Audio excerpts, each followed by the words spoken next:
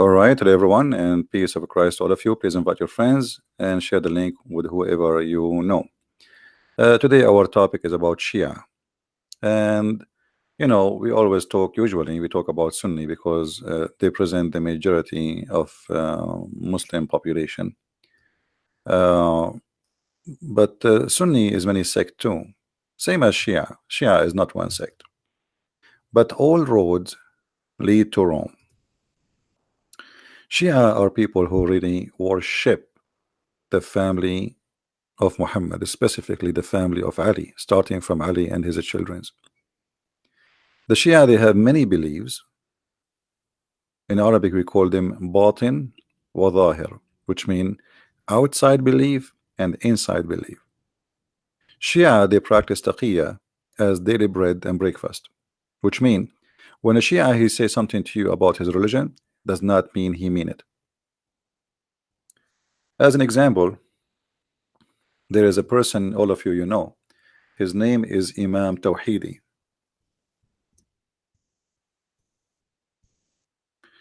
Imam Tawhidi is a great example of Shiaism. Professional liars, and he is willing to say anything to make you happy. Anything. Just use your imagination. He is willing to say to you that the caliphate were criminals. He will say to you, there is Muslims who commit a crime, blah, blah, blah, blah, but he will not dare to say the truth, which is what Shia believe, that they already believe in violence too. So, they have a very sneaky way, the Shia, in order to deceive you and make you believe in something how far away from what they believe.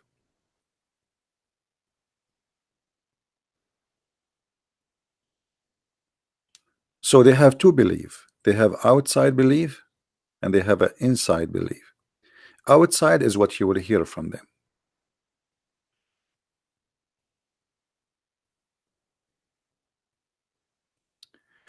What I stand for is stabilizing or establishing, a global peace.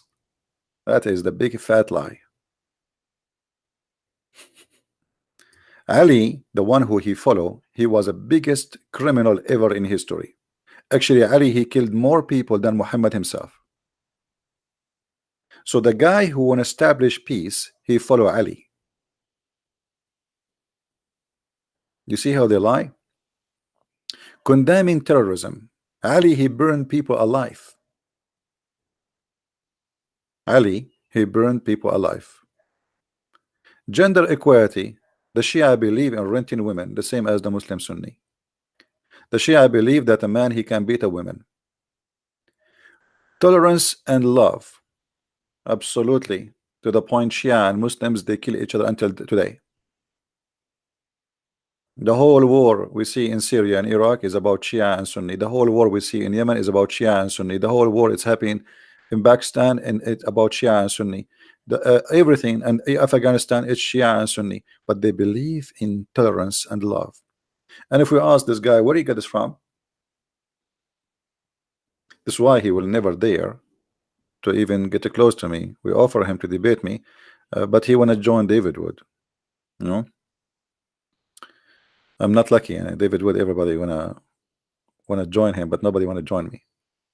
So today we have a sister who she is an ex-Muslim. She asked me if she can call, and I will let her present herself. She is from Iran, and she will call soon, and we will hear some of her story, and then we will continue our conversation. So please invite your friends.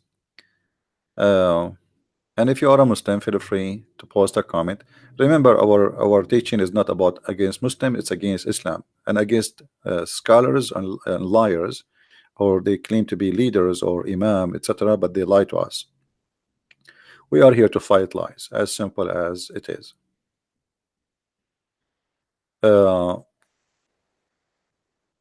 We will call our sister here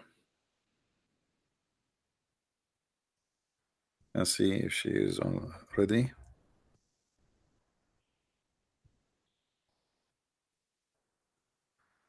If you look with me in the screen, enhancing education. Shia society is the most behind cave time society, and then Shia, they speak about education.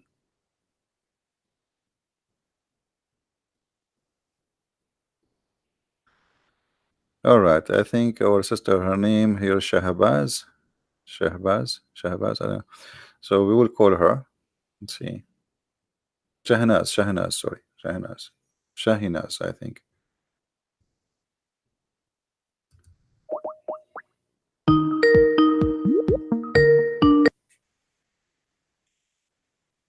Hello. Hi. Hey, how are you? Fine, thank you. Is my voice okay? I think your voice is fine for me, and I hope it's fine. It's fine for everybody. Uh, we were talking about the Shia, as we, like you asked me, because you are coming from a Shia background yourself. So before we start Sure. talking, maybe you can, present yourself, who you are, what you used to be, etc. And you can give only give information which you feel comfortable to give, please. Thank you. So first of all, I think I hear myself double. I lost Can you. you hear me double too, or? I lost you. Okay, go ahead. Say again. Okay, so I have a really good connection. So, but I just want to know if you hear me double or not. No, I hear you Because fine. I hear you fine. Okay, sorry. So first of all, I want to thank you, Christian Prince, for doing this, because obviously I have no a public channel or anything. I didn't inspire to have one, but you take a lot of time and you're very humble. So I want to thank you for not caring about fame or anything, and just as someone asks you something really in a random place, like, can you speak about certain issues that's really important, you just said yes right away. I think that's awesome. And I'm really I feel honored to speak with a person with such a heart.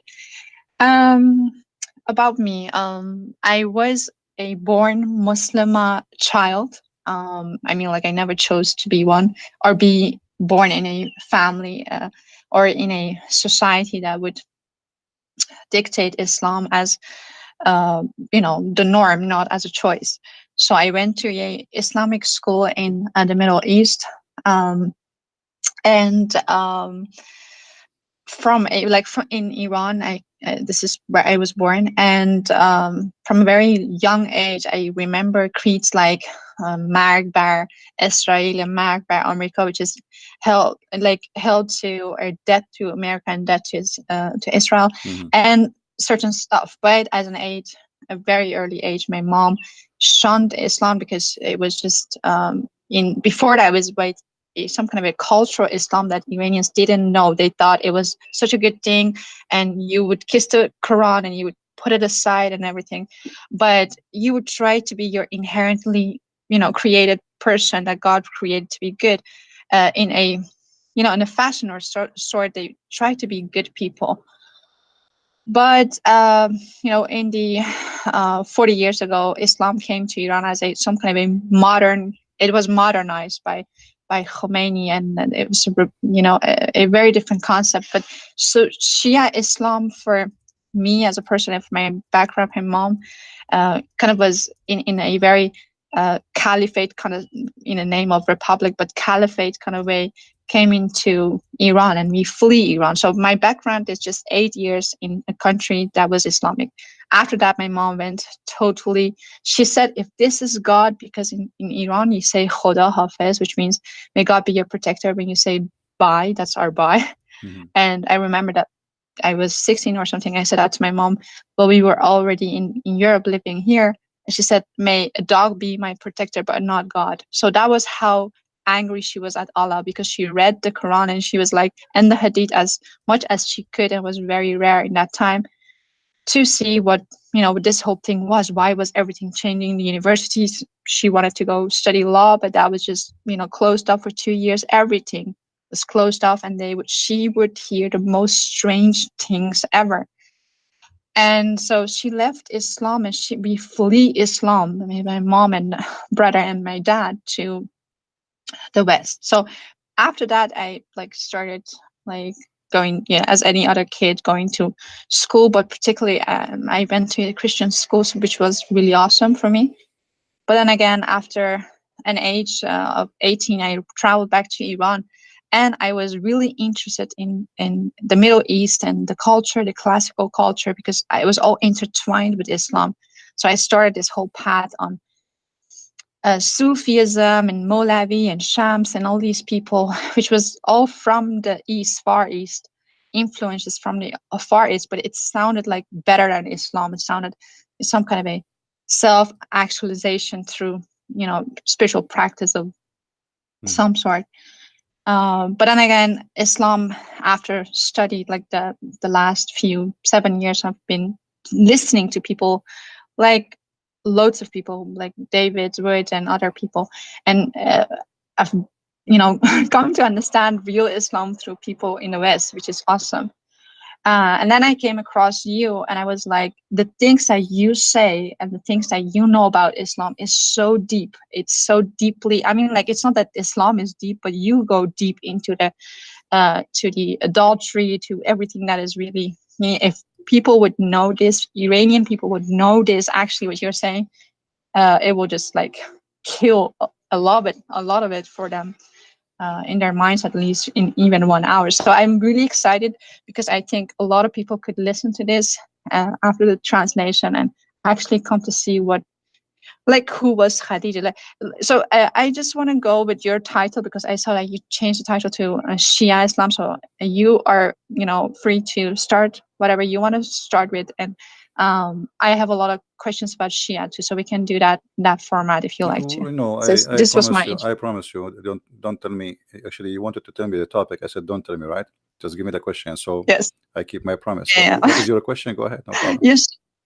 Okay. So, in Iran, we have this very weird concept about Khadija.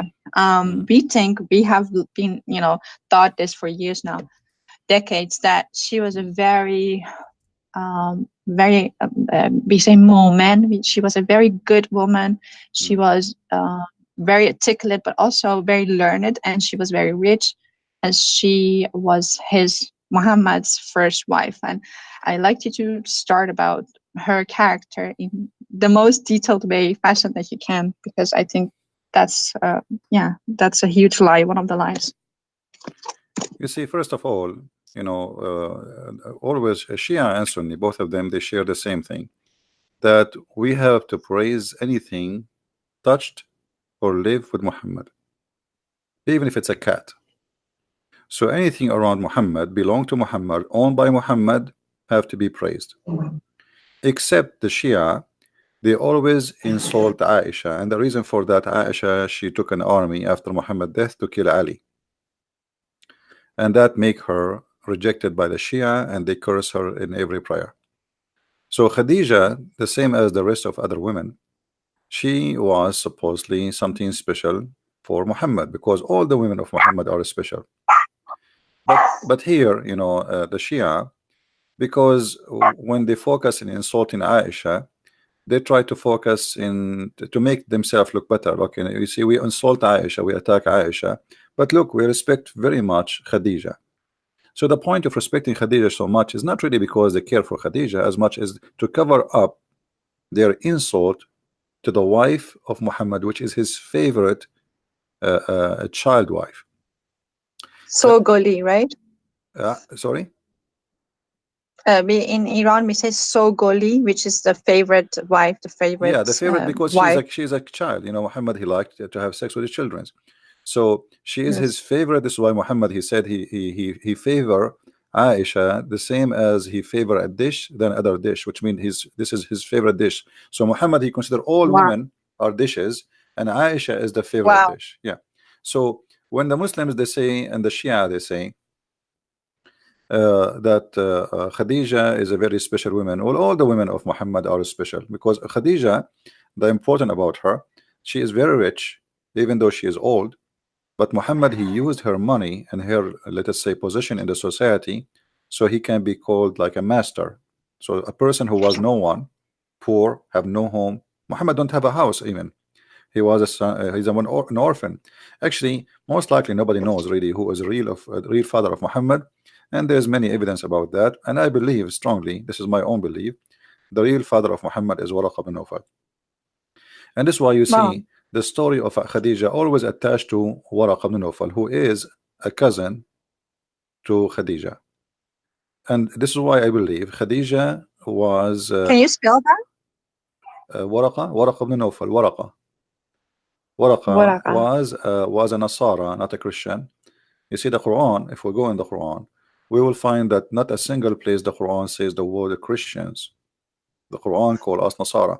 And we as Arab Christians, we never use the word Nasara. We do not know even where this word coming from.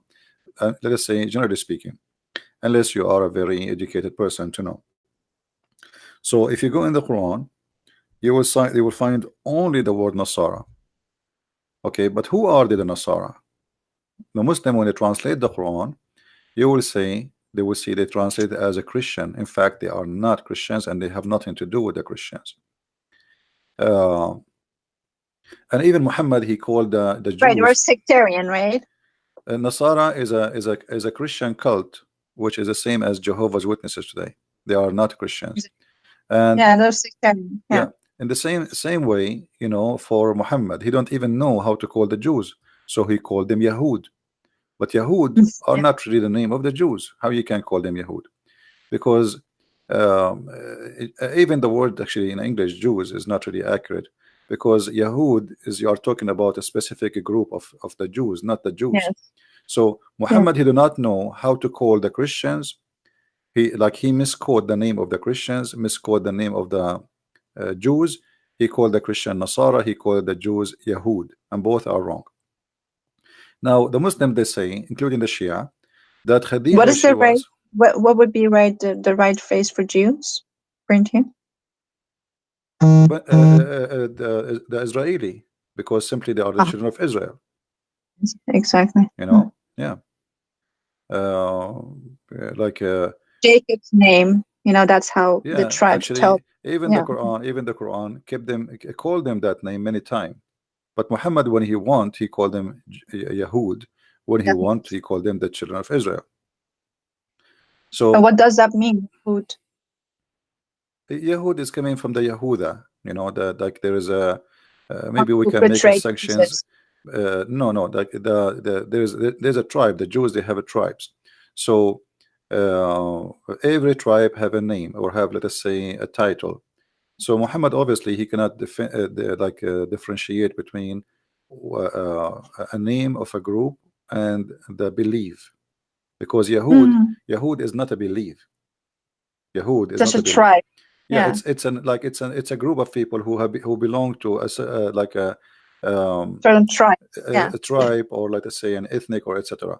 But the Yahud is not all the Jews are Yahud. You know what I mean? So not all the Jews are Yahud. So what do you mean when you say Yahud? So, and the same when they say the Christians, they say the Nasara. There's not even a single Christian is a Nasara. So who is a Nasara? Nasara simply are people who are rejected by the Christian at that time, who they became, let us say, extreme in their belief. And this is where Muhammad, he started getting his ideas. Like the Nasara, they believe it's sort of Arianism, right? They are what? In it is this whole Nazarene stuff is their beliefs, but some kind of a Arianism. Nasara is a word mean poor. So they call them poor not because they are poor with money, because the Christian called them poor for not understanding the Bible. So they've been called the poor and they are rejected. Yeah. Like when you call somebody the silly, the stupid, you know. So the Christians are polite. They don't call them stupid. They call them poor. I meant actually these people who the Christians, the real Christian followers of Christ, with Sean the Nazarene. I think their belief, in what I have read about them, was that there was an influence of Arianism, which is also this is a mix of many belief at that time, and those Nasara is kind of a mix. So they kind of they have a some from from many cult. You see what happened in the Arabian Peninsula, because it was out of the control of the Roman. Anyone his outlaw wanted, he ran to the Arabian Peninsula. So the Jews too, they were outlawed by the Roman. Why? Because in the year 614, the Jews, they helped the Persian, and you are a Persian, they helped the Persian to occupy Jerusalem. When the Persian occupied Jerusalem, they slaughtered all the Christians inside and they burned the holy church. So Really? yeah, and this was in the year 614, and actually even the Quran speak about this incident, where the Quran says that the Roman, there's a chapter, it's called the chapter of the Roman. The Roman were defeated and they are going to be victorious after defeat. So this is why the Jews, through history, they always either go to Arabia or go to Persia. Why? Because both territories is out of the control of the Roman, who they become Christians. So if we go to the chapter of a room, we will find chapter 30, verse number 1 and 2. You know, the Roman has been defeated in the near year, land, which means the most close land. So the story here is speaking about what happened, and Muhammad, obviously he was under the influence of what's happening around him, and he add anything to his Quran right away. But because of those things, because the Roman became Christians, and the Christians did not allow, let us say, I'm talking about kings now, they did not allow those people to practice their cult between the Christians. So they run and they escape to the Arabian Peninsula, or the Jews, they escape, most of them, to the Persia. Actually, until now, there's Jews in Persia, right? So yes, and actually, in Iran before Islam, the Jews, they are very important in the world of politics in Persia. But then when Islam came, they stayed there because they established their own businesses, etc. And the Persians still they use the Jews for many purposes, to be like a connection, a bridge or connection with Europe, same as the Christian now. You see, the Christians in the Middle East, all Middle Eastern countries who has a Christians, the Muslim countries, it's very important for them that they have a Christians in the Middle East. It's like we have a hostage here. If you do something to us, we will take revenge of your Christians. When the Catholic Pope, he said Muhammad, he brought nothing but evil, many Muslim countries, they start burning churches, attacking Christians in the Middle East, in Pakistan, in India, etc. So always the Christians in the Middle East are a kind of a hostage, so they can force, let us say, their own agenda. We have something in our hand, belong to you. But things are changing. Things is not like before. Like, no, there's no countries now is just behind walls and gates. The world is totally different. So those days are all over. However, Muhammad in his time, he used the Christians, or let us say the Nasara, and he used the Jews for a certain time. But when he did not need them, he decided to kill them, as we see in chapter 9, verse number 29, where he says, go and fight those who believe not in the Prophet and his religion. So this is the reason to kill them until they pay jizya, which means Muhammad, he won their money. He knew that they are rich, they have money. So if they pay me money, I will not kill them. And this is additional proof that Muhammad is a false prophet, because what kind of a prophet he compromise? If you are trying to kill those who don't believe in your God, and that is a crime which should not be forgiven, well, how you let them live if they pay money? And what is the need of God for money? But this is the money will go to Muhammad. So Muhammad is a person who always use God for his as a hostage. Like, Allah is the puppet of Muhammad. Anytime Muhammad he wants something to happen, he say, God said to me. The same as he made verses about having sex with women with no limit. Of course, yeah. Yeah. Now, if we go back to Khadija, Khadija simply is no one. And if the Shia, they believe that Khadija, she was really important, so why they don't show us Mother of Islam, we call her. no, where is Khadija? Where is Khadija in the heritage of the Shia? We don't see her. We see only Fatima, right?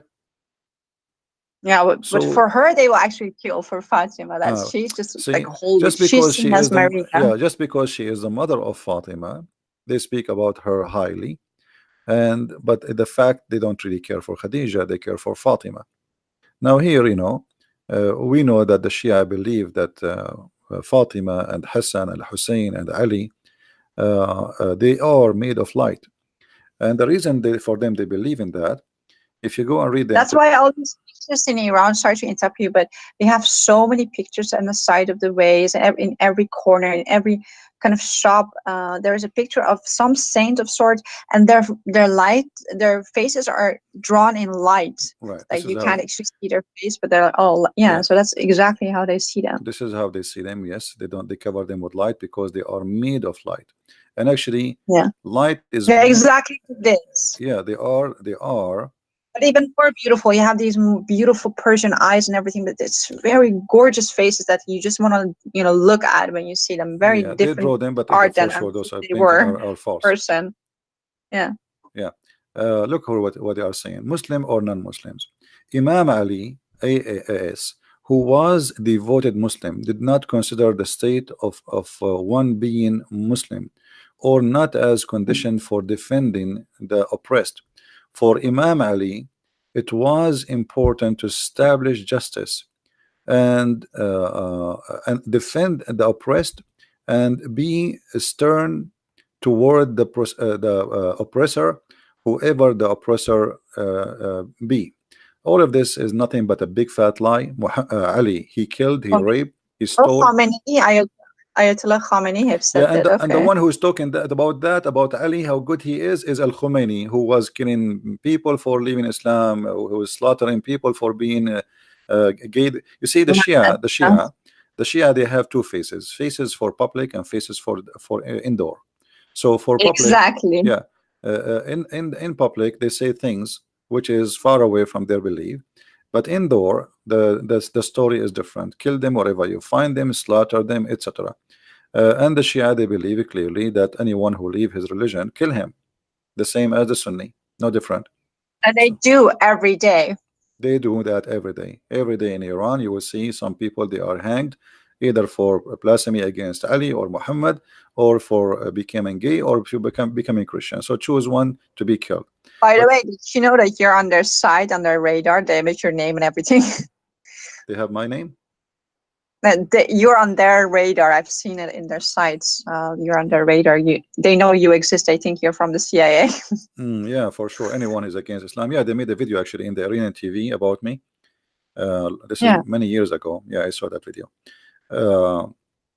Anyone who Anyways, exposed back their lies, he is an enemy for Allah. always. They're And now, either a spy from yeah, from and let Israel, us or see they're from let us CIA. see the tolerance of the Shia. So if I go right now to Iran and I stand in the corner says Muhammad is a false prophet, what will happen to me? You will be imprisoned and you will be Executed. accused They will for kill me in the insulting the they will prophet. kill me in the street. They will not even take me to prison. They will cut me pieces. So they say things, this is what Shia is about. You see, Shia and Sunni, both of them, they practice taqiyya. But Shia, taqiyya for them More. is a style of Yeah. life. Like you have to do taqiyya in everything, anything, even with your wife. There's tons of videos. Especially with your wife. They call these people, these akhuns, these people, and they ask them advice for marriage, and these idiots would actually say, just lie to them, say you will buy them gold and don't buy them gold, and this so simplistic, as if that will solve the issue. As if women just want one thing, they want gold, and they're stupid and dumb enough to just want that. And the other thing that is, they say zat zan, that it's in her thing, she's made of it, is jealousy, and she will make everything, like she will break everything with her jealousy, because jealous women go to hell. I mean, like, I hate them for all these lies. But go on, sorry. Well, the Shia actually, they don't respect women at all. At all. Way more than the Sunni. The Sunni don't respect women too, but like if you go to the books of the Shia, as an example, if you go to the book of Al-Kafi, which is like equal to Al-Bukhari for the Muslim Sunni, in volume number 5, page number 500. Let me hold on. I don't want to give a wrong number. I don't remember exactly, but it was 500 something.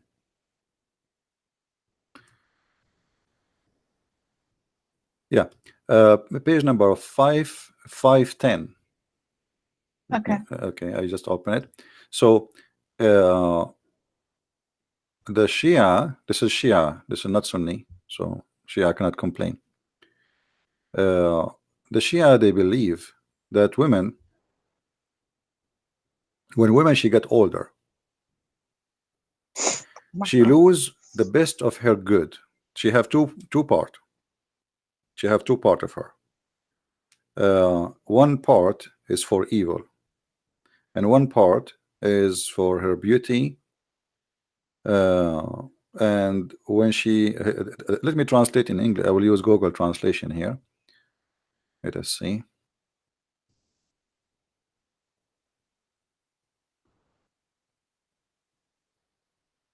So Iranians actually have the exact alphabet. We have the Arabian alphabet, and an Iranian would just slap me in the face for saying that, because they say no, that's Farsi, and it's a different language. I know it's Farsi. different If pronunciation. they use the They Arabic sing, language just but because they've been forced to. They are not really in favor of it. Here you see the yeah. Messenger of Allah said, let us see what happened to the translation here. That there is the women when she get older. Okay, he said if a woman grow up in age, the both end of the better side goes, and her evil remain. I don't know if you can see the text. Can you scroll up a bit? So if you are a woman and she like you are, and who's an old woman here? An old woman is not really an old woman. Old woman who she cannot have babies, and she is not pretty as when she was young. So that the good part about the women, and the rest is not is a pure evil. So women in for the After Shia, her menopause. huh? After her menopause. After she don't have menstruation no more. So what is the use of the women? Menopause. Yeah, what is the use of the women? Nothing, because she cannot have babies, and she is not beautiful. Motherhood is So the only thing in Islam that has some sort of respect. So from women, you're upgraded when you're a woman. Sorry, when you're a mom, and then you actually get to dictate what your son does and everything. It is a whole sect in itself. But exactly as you say, women are just sex objects. You marry your position, your sex but object. That's what women are. remember they said to you before that they respect too much Khadija, correct? Yeah. Okay, well, Khadija now she become older. So what is remain of her when she's old? Her evil part, right? That's what it says. So this is how they lie. You know, Shia is like is a collection of Tom and Jerry stories. God, that is so inhuman to make a woman who's older turn her into the evil part. So you actually have an excuse to, the Jews have 600 in the time of Jesus. They had 600 reasons for divorcing a wife, which with salty food would be one of them, the requirement. And this is actually even more evil than that. It's the same in a sense, in the same spirit. This Pharisee kind of way of living. You can do whatever you want, and then you can put it on a woman. You can project it on a woman. But this is even more evil, because you're saying a woman who has done everything for you, and now she's older, she's in a menopause, and she's most probably the mom of several kids.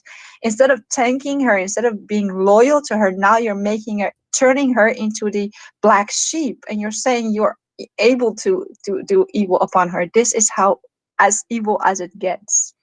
No, here actually, this is more than this. The issue here that Islam, Shia, and Sunni, both of them, they look at the women as nothing. Excuse my language, nothing but a private part.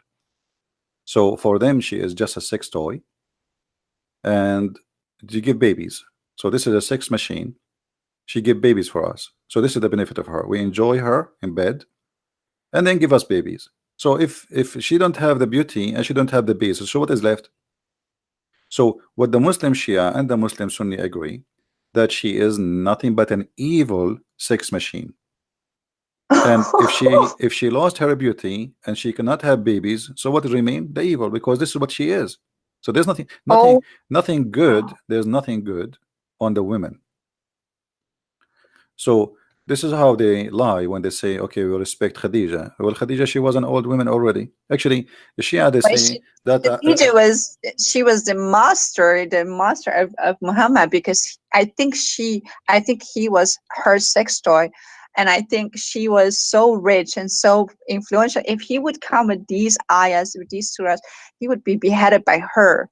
But yeah, okay. When she died, he came all with all these revelations, new revelations about what a woman is in her older years. Muhammad, he married Khadija, she cannot have kids. So the Shia, when they say Fatima, she was the child of Khadija, this is a big fat lie. Wow. Yeah, because Muhammad have no children. Those are the children of Khadija. You know, if think about it, Muhammad, he have a child from Khadija. Okay, he married 13 women and he slept with tons of slaves after that. He could not make one of them have baby, you know. So Muhammad they have say no they all children. Died. They say they all died at a very young age. None of them died. The Maria the Copt, she get pregnant from her cousin, you know, or from people sleeping around, because she's a slave, you know, you have no control of her. So, and even Aisha, she said to him many times that this is not your son. He don't even look close to you. But Muhammad desperately, he was looking to have a son, but he could not. Now, can you have this? Do you have something to show me for that, for the audience?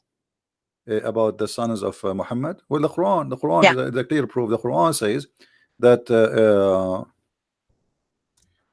one who accused you that you don't have, you know, you cannot have babies, he is the one he cannot have babies.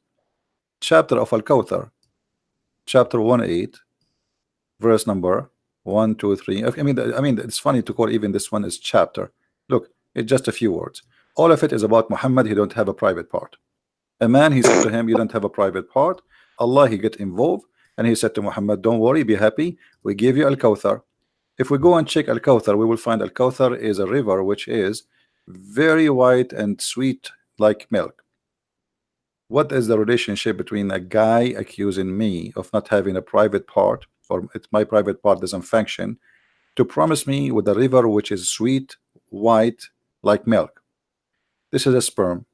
And then he says, because the sperm of Muhammad, he have to be sweet, because he is the sweetest ever. Then therefore, praise Allah for a sacrifice for him. Sacrifice for what? What happened exactly? Because he gave him a river in the heaven. What about you make him now having sex and have babies?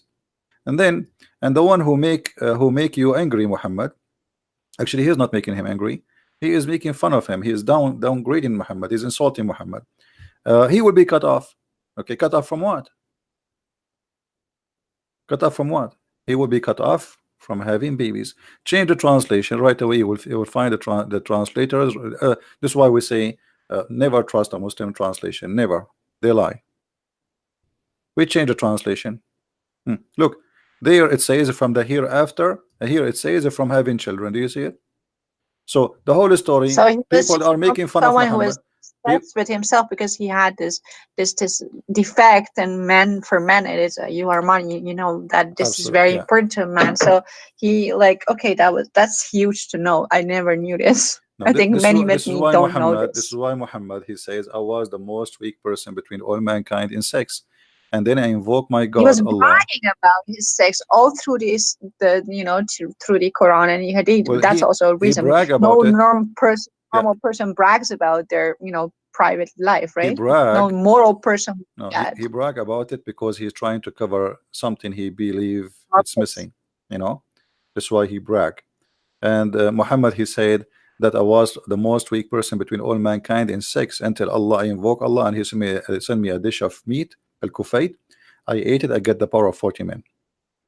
So even this miracle is very funny. I mean, if the Muslim, they say, if Allah wants something to be, he say be, but Allah could not fix the private part of Muhammad, so he need to go to the kitchen and make shish kebab, and he sent it to Muhammad, and Muhammad ate it, and then Muhammad, then boing, he's good to go. All of Islam is shish kebab. Yeah, Islam is a collection of stupid story. Additional to that, the Muslims, because this is your interest about women, the Muslims, Shia and Sunni, both of them, they believe that women, she is created for sex. If there's a book, it's called Al-Khisal by Sheikh YourBooty. Al-Khisal. So this is Shia book, not Shia, not Sunni. And by the way, Sunni, they agree with that too. So there's a hadith where it says that Allah gave the women 10 part of a sexual desire, one of it only for the man. So the man have only one sexual desire, or let us say joy when he have sex. The women, she have 10. And then and then he says, but because Allah, he made the women shy to say her desire, she don't say it. So they always they view the women. Actually, let me find it for you. Always they view the women as a sexual entertainment. But Okay, also someone who there we doesn't go. have control, right? Yeah, the women, Allah, he made her in such a way.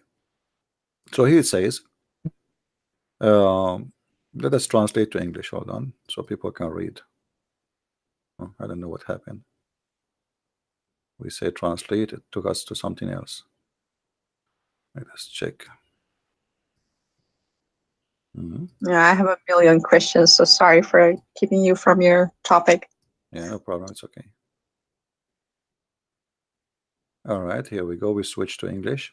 So look what it says here. This is the book of Al-Khisal, page number 438.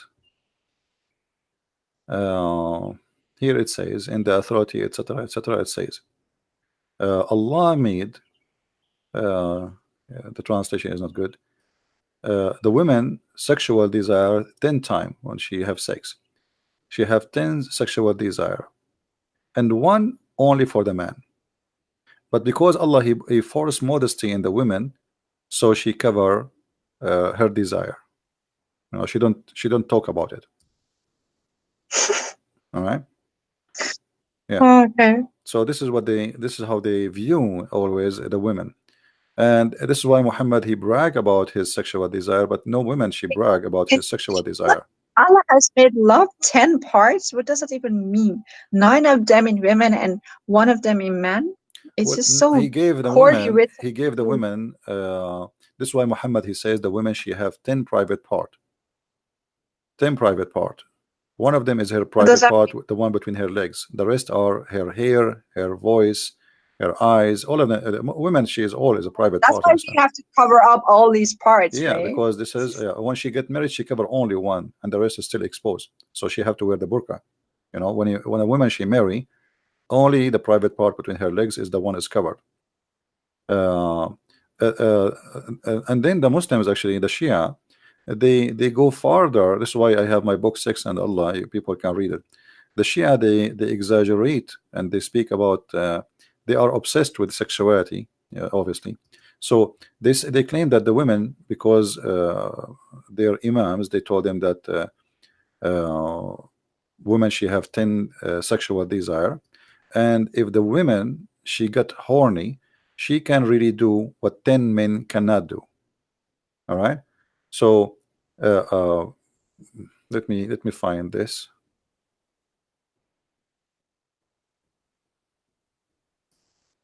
Oh, I'm Okay, listening. I'm reading some of the comments. Some of them are really rude. I don't know who this person is, Rat Prophet, but it's really rude. Some of the comments. I'm not looking at the comment. Let me see. They obviously are. All of them are over sex, and everything they think about is sex. Well, obviously, he is gone. These kind of people. He is history. No problem. Don't worry about them. Don't look at the comments. Here you will see. It says here Amirul Mu'mineen. Okay. Here, look what Amir al-Mu'mineen. This is Ali. Ali speaking to Al-Hassan. This is not someone else. They say to you that we respect Khadija. Okay. إياك ومشاورة النساء فإن رأيهن إلى الأفن وعزمهن إلى الوهن وأكفف عليهن من أبصارهن بحجابك إياهن فإن شدة الحجاب خير لك ولهن من الارتياب وليس. Now those who speak Arabic, they can read. So Ali is saying to Hassan, Al-Hassan, his son, never take an opinion of a woman, because their opinion will take you to be destroyed, and will make you weak. Never take their opinion. And then you have to cover them. You have to cover them from all eyes, which means nobody can see them, by wearing the hijab. And the more hijab you put, the better for them, which means the more you cover them, the better for them. And then he says, and they should not allow anyone to enter upon them or to get out, and never trust them. Never trust them. If you can do that, they will never know a man except you. Wow. You know. So this is what Ali. This is not anyone. This is The Ali. utter insult to women at very like hard. I mean, like it's just so aggressive. This is just like wow.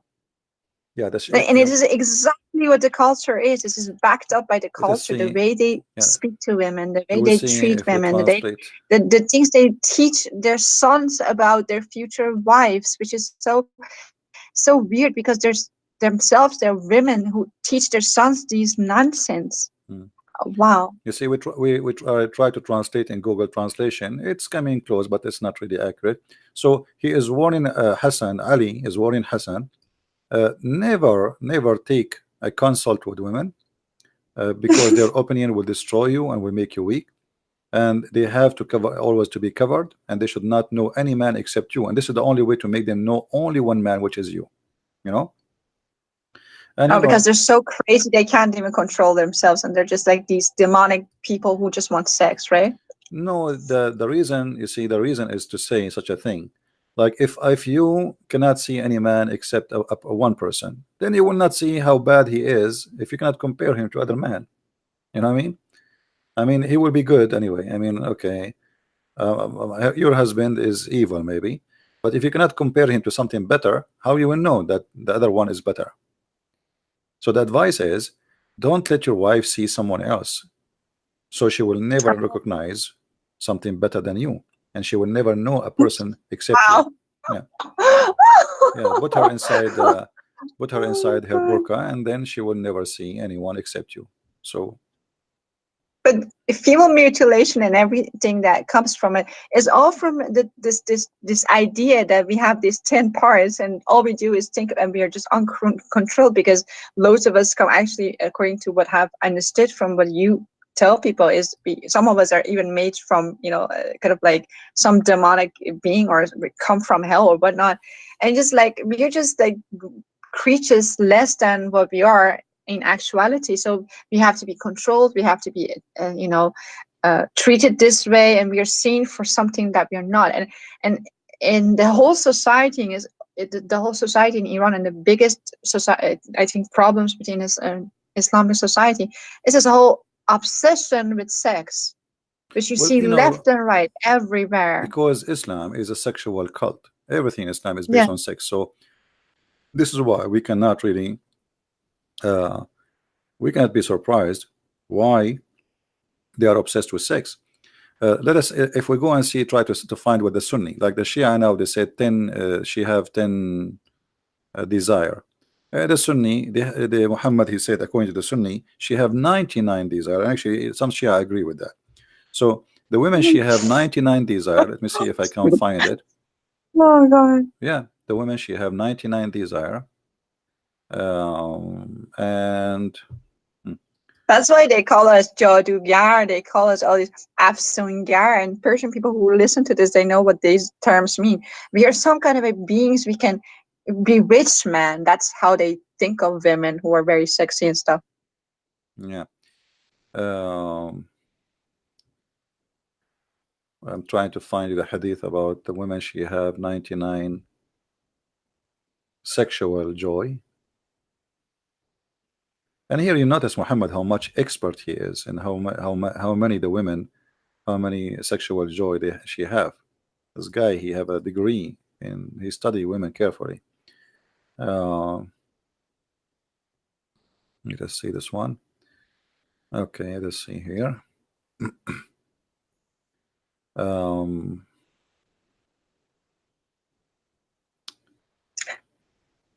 us see. Someone says, I have butterflies on my screen. What should I do? I think you should refresh your page. I'm not showing the screen right now, so don't worry. I did not show the screen. I'm looking for the reference. You know, like No, I think someone's screen just froze and they didn't know what to do, so I just gave okay. answer. Yeah. You see, like if you talk to a different person, he will take him a year to find reference we are talking about. And for me, because I memorize it in my head, I'm trying to find. You're the king. Well, I do my best. Let us see. No, I've never seen someone like you destroy Islam the way you do, utterly destroying it. Well, Islam is very easy to destroy anyway. I mean, it's a stupid cult. No, you're just too humble. It's not that easy. You're destroying it, but everything that God gave to you, of course, it's, you know, God gives all the grace, but it's just amazing. But go on. Let us see here. But this one is a Google book. We can translate to Google to English. We need something which is can be translated. Well,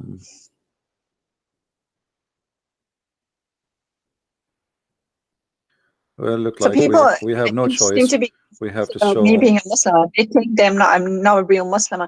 For people who didn't understand or get the intro, I was born like a child Muslim. So I didn't even know what life was at the age of 7. When we left Iran, I was 8. So I've never been practicing Islam in that sense. I was a cultural child put in a situation, in an Islamic situation. I wasn't even brought up as a Muslim. But in Iran, it doesn't matter. If you go back, if you have problems with the state or whatnot, and you have to go in court and testify, they ask you, what are you, Shia or Sunni? No, and you don't have a choice between even Shia and Sunni. Yeah, even if you live Islam, you are Muslim there. You cannot change it. You cannot even say I'm not a Muslim no more. Here, this is the book of Faid they call you more times if you do that. But you go on. Sorry. This is the book of Faid al-Qadir. This is Sunni book now, and in the Sunni book it says, فضلت المرأة على الرجل ب99 جزءا من اللذة. The women, she been favored by. Is it on the screen? Because I can't see anything. Hold on. Let me. I did not put it on the screen. Let me see. Yes, I'm Christian now. All right. Now we will be back. This is the book of Faid al-Qadir, and we are in page number 440. Yeah. And those who are Muslims, they speak Arabic, they can see what we are talking about. This is 440. And this is hadith number 5888. It says, the women, she been favored over the man by 99 joy, sexual joy. And this is reported from Abu Huraira. Now this is Sunni, you know. Shia, they say 10. Sunni, they say 99. So choose one. Can you recite that in Arabic? Is that possible? Yeah, فضلت المرأة على الرجل ب99 جزءا من اللذة. ولكن الله ألقى عليهن الحياء, but Allah, he made them shy, or let us say he put modesty on them, so they don't like talk about it. Oh, yeah. Okay. Thank you. Yeah, you know, both cult, Shia or Sunni, they are sexual cults. Islam, all of it is based on. What is the reward of a man if he convert to Islam? It's sex. You know. Eternal sex, that is, not just this life, but I mean, it's heaven. It's about sex. You know, all is about sex. Sex mansion. Yeah. And Shia and Sunni, this actually, I mean, there's nothing for the woman, right? Even heaven is not designed equally for women and for men. It's designed. I mean, like, I know these contemporary so-called scholars try to say that it's both for women and for men, but classically Orthodox Islam doesn't teach that. It actually says even the heaven is not for us women, right? The hell is for us, but the heaven is for again being man in sex. Actually, Muhammad, he said it clearly that the majority of women, they are going to go to hell. So, and the reason for that, because they have their period, and this is the major reason, which make them make them not equal to the men, because they have their period, so they are not equal to the men.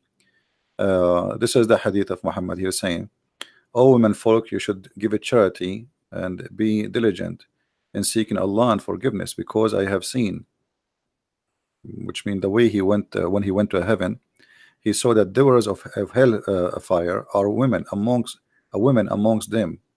The majority they are women.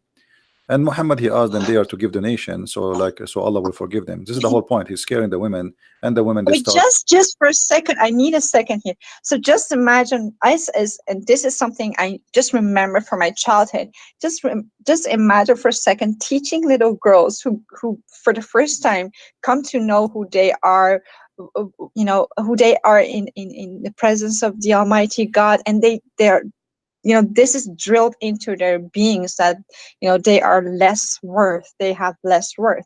It's just insanity what that does to a society. Yeah. Sorry, just go on. It's the concept of this cult. It is, you believe in Muhammad, we give you sex, and we give you money. That's the whole. This is the whole Islam. To summarize it, you will be 10 times rich than any king in heaven, which is funny because heaven is supposed to is for free. So what I would do with the money? But Muhammad, he said, in the heaven there is a market where you can spend your money, and in the market there's images of men and women, and if you like an image, you can pay and have sex with that image. And this is the whole idea, of Islam. What is the reward? If I go right now and I join Hezbollah or ISIS or Al Qaeda, what Allah will give me? Sex. That's it. A lot of sex, endless sex, yeah. You see, or whatever your right hand possesses, right? That means endless. Actually, like you see, when we say 70 women, the 70 women, let us say 72 women, this is the lowest. Every woman, she have a 70 wasifa, which mean maid. And every wasifa, she have another 70 maid. So what is the total? You have thousands. This is for the lowest Muslim. For the lowest, yeah. For each one of them, she have 70, and the 70 have 70. Muhammad is stuck with the number 70. So the whole cult is about sex, and always this cult put down the women. As you see, women, when she get older, the good part of her is gone, which is babies and sex, and then the bad part is the remain, which is evil. This is why Muhammad, he claimed it's just machines. We just give you babies, and then you get to cause the money. Muhammad, he said, he said, you see, the Muslims, they say the Christians are funny when they claim that they believe in the original sin, right? This is what they say. But look what Muhammad, he said. The Prophet, and not only that, I saw like that and etc. They say the Christian, they blame Eve in the Bible for the sin of Adam. That's not true. God, he punished them both. He did not blame one. Same time, the one who commits sin, he commits sin. Doesn't matter who is he, male or female. But look here what Muhammad said. The Prophet said, where it is not for Bani Israel, which means the children of Israel, meat would not decay. Muhammad blamed even the Jews for the food is damaged in your table. And then he says, and where it is not for Eve, no woman would ever betray her husband. So Muhammad teaching the Muslims that all women are the same as Eve. And Eve, she was a bad woman. She betrayed her husband. And actually, he used the word in Arabic, khanat, the one who cheats. But this is their pride and joy. I see these modern scholars defending this notion, saying, well, you Christians, you believe that Eve was the one who actually, deceived Adam, but we Muslims, we don't believe that. We believe that Eve and Adam and Eve were equally sinners. But this is so not true. Then what you're saying is proving the opposite. You see, Muslims, when they say things to you, they bet in you. But this is actually the opposite from the truth. Why would they do that if they're proud of what they like? If you and I would speak about the Bible, I don't know about you, but I'm really proud even about the Mosaic law. I'm like, wow, that's so just, that's so good, that's so holy. I don't have to hide it. But this is also a proof that they're even ashamed of what is said here. They try to change it. Muslims, they play taqiyya, as we said. So when they say we don't believe in that, we go and we check, we find that they believe in that. But the Muslims always, they bet in one thing, that you are ignorant, you do not know. And as long as you are ignorant, we can lie and we can say why you believe in that, and because you don't know how to answer them. Like, can a Muslim say to me what they just said to you? They cannot. So this is why here we are trying to fight ignorance. Ignorance is the problem. Do you hear me? Yeah, I hear you. Yeah. So this is why Christians, when they listen to us, they need to take notes, save reference, because those things, the same as they say to you, they will say to them. And if you are not a person with education, you do not know what to say, and they shut you up. You know? But here, Yeah, here actually, you it's notice not even Muhammad. possible. It's not even possible, I think, in a theological way in Islam to critique Islam, right? You have no right to do that, even as a man, not only You as don't a have woman, right but for what? I you don't know. understand what? You don't have right to do what? So I thought this was some kind of a theology, Islamic theology, that there is no position, no one can take a critical position. I mean, like what Molavi did in Iran. I think he was the grandson of Ali. This is how I have perceived it to be true, and he came with all sorts of objections against the orthodox kind of Islam, and he was seen as someone who is not a murtad. He's not a Muslim anymore, because so whenever someone poses something, even within some kind of a understanding of Islam, but difference from idea, that person is seen as, whether man or woman, as seen as murtad. So I think this is a theological thing that no one is able, or no one ought to critique Islam in a Islamic format, right? Or is that just for women? You see, this is not about a mullah, not about a Muslim, not about. This is what the cult is about. The cult is made by the man for the man.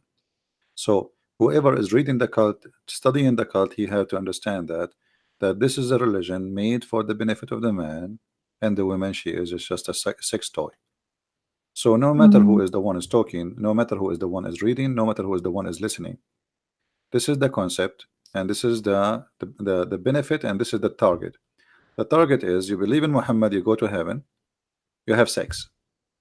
Women are made for the man for sex, and in the Yeah. heaven, those women, Allah will even take from them their jealousy, which means you will become a sex toy. You have no feeling.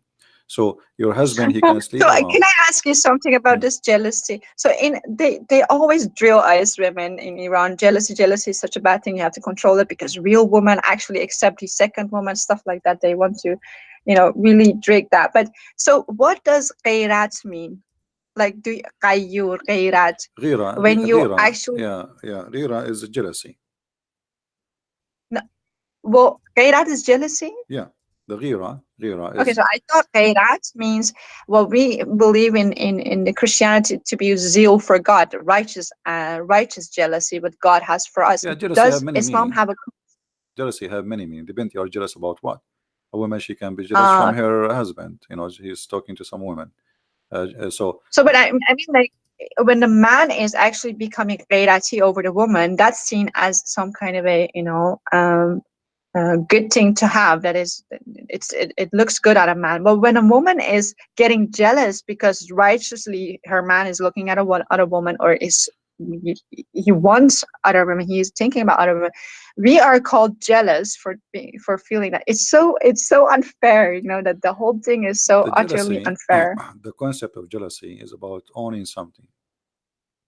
So since we are childrens, when we are childrens, if I have a toy and I am a child, and then another kid, he come and he play with it, I remember that this is my toy.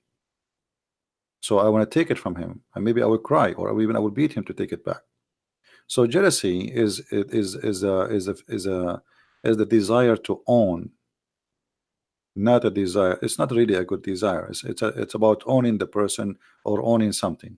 So some people, when they marry a man or a woman, when they marry from somebody, they say they are very jealous. Why? Because they believe they own you. You belong to them. So you cannot even talk to someone else. You cannot even have a freedom to say hello to someone. If you look somewhere, he will accuse you with something. That is a sign of obsession, of ownership, and not love. This is not love. This is ownership. So Muhammad, when he said that Yeah. the women in the heaven, Allah will take their jealousy, he is trying to solve the problem, because the Muslim men, they have many women and they keep fighting, and even Muhammad himself, his wives where two parties and they fight each other, even they throw rocks at each other. So this problem, you know, anyone who have many. But was that because of Muhammad? I mean, like, I can't even imagine someone loving him. I think, well, I don't know if you've ever read this book that this Iranian lady. They are not loving him. They are fighting over property. You see, if you go exactly, that's what I want to say, because he's so unlovable. So they can't be fighting over him. So they're fighting about property. That makes sense. Yeah, you know, if you read the hadith, the fight is about Bintu Abi Quhafa, which means Aisha. She was when the Prophet became like a king, right? So he's a king, and he received gifts, bribe. If you want something from the Prophet, you want him to do it to you, you give him money, and he made verses about it in the Quran. So Aisha, she is in control. Aisha, we say she is young, she is a child, but she is evil, obviously, and she is taking advantage of this old man, who now he is obsessed with her over the other woman because she is the child, young, a wife. So he enjoys sex with her, and obviously now she is getting older. She is maybe 14, and maybe her mother is teaching her. You know, obviously there's somebody teaching her. So Aisha, she made all the people, when they receive gifts, they have to bring the gifts to her house. So what people do, if Muhammad visiting different wife, they don't bring gifts. They wait until it is in the house of Aisha. Why? Okay. Because Aisha, she have influence. Maybe she sit in his lap and do some belly dancing, etc. And she say, do this guy, he sent us a gift, he's nice, etc. So she convinced him to agree. So people, they learn that if they send their gift to the house of Aisha, what they want to happen, the bribe will function. If they send their gift in the bottle, okay. Yeah, it's a fighting about not about Muhammad, you know, the hate in front of us, actually telling the story. And they came to him, even they sent his daughter, supposedly Fatima, asking him to be equitable, you know, regarding the matter of daughter of Abu Quhafa, which means Abu Bakr. And Muhammad, you know, refuse. You know, he says, refuse to accept what they are asking him for, to be equitable, which means to be justice. And this is a clear proof that Muhammad himself was not justice, even the money. So Aisha, she got all the gifts. This is one of the laws they brag about. So they always say men they have the ability to marry other wives, but the first wife should actually totally agree, and she should give consent and everything. There's nowhere anyone he's saying that women she have to agree. He's a big fat liar. Let us show us the reference where he got this from. That's a big fat lie. That is a big fat lie. Yeah. So that's something they want to. And there's no women. There's no women would agree. I mean, it might be rarely occasion, like somebody he cannot have kids. His wife, she know that he's a nice guy. He's a good for her, and he don't want to marry anyone, but he want to have a kid. So she said, you know what? Okay, marry some other woman, maybe because she think it's her who cannot give him a baby. But this is rare. There's no woman she like to share her husband with others. And where in the Muslims, when they get this, that a man he can in order to have a second or third wife, actually the Quran never said marry one woman. The Quran says go if, which means have sex with a woman and a two and a three and four. But so is this also how Arab people actually really understand it, or are they as ignorant as we have been? No, they understand it very well. You see, we said there's something for public, for people who speak English, and there's people for indoor. There is nobody believing. How do you say it in Arabic? Sorry. Can you say can you repeat that in Arabic? How you actually say there's something for indoors and something for outdoors? You know, في الداخل وفي الخارج. Inside, the inside teaching, when the Muslim they close the door of the mosque and the windows in Europe, they start talking about the kuffar, how filthy they are. We have to do jihad, etc. When a foreigner he come, he open the door. He say Islam teach peace, we love mercy, and we know Islam says to us to respect others. In a house of peace and dava. That's what you're referring to, right? This is called taqiyya. This is the taqiyya. Yeah, I mean, but in the house of peace with Muslims, you don't lie and you are being whatever sincere. But when you go outside the door of Islam, you can actually, do taqiyya and lie No, you for can Islam. lie. Or is that also for with Muslims? No, you Can you can also lie to Muslims? you can lie inside Islam, because the Prophet said you can lie in three Really? cases. Yes, you can lie to your wife, your family, your friends, and your enemy. So who's left? Nobody. This is not in the Who was left? yeah, who is left? Nobody. But if you go to the chapter 3, number 28, which is the taqiyya is coming from, you will see that it teaches clearly that a Muslim man, he should when he speak to, for sure this is when he is weak, as you say, the country which is not his, he don't have control over it. So here it says it's forbidden for the believer to take the hypocrite, and supposedly we are the hypocrite, to be their friends. However, and the one who is sincere, to take them as honorable friends, if he is sincere, seeking honor and might and honor with them by taking the hypocrites and disbelievers as a friend, both he has no connection with Allah. So the second you take me as a friend and you mean it, and you are sincere about that as a Muslim, that's mean you are not a Muslim no more, you are apostate. So he have no protection, no connection, no honor, no mercy. So the Muslims can kill you, rape your wife, take your money, unless this is the exception. So I thought that. there's an exception. Hold on. The exception is if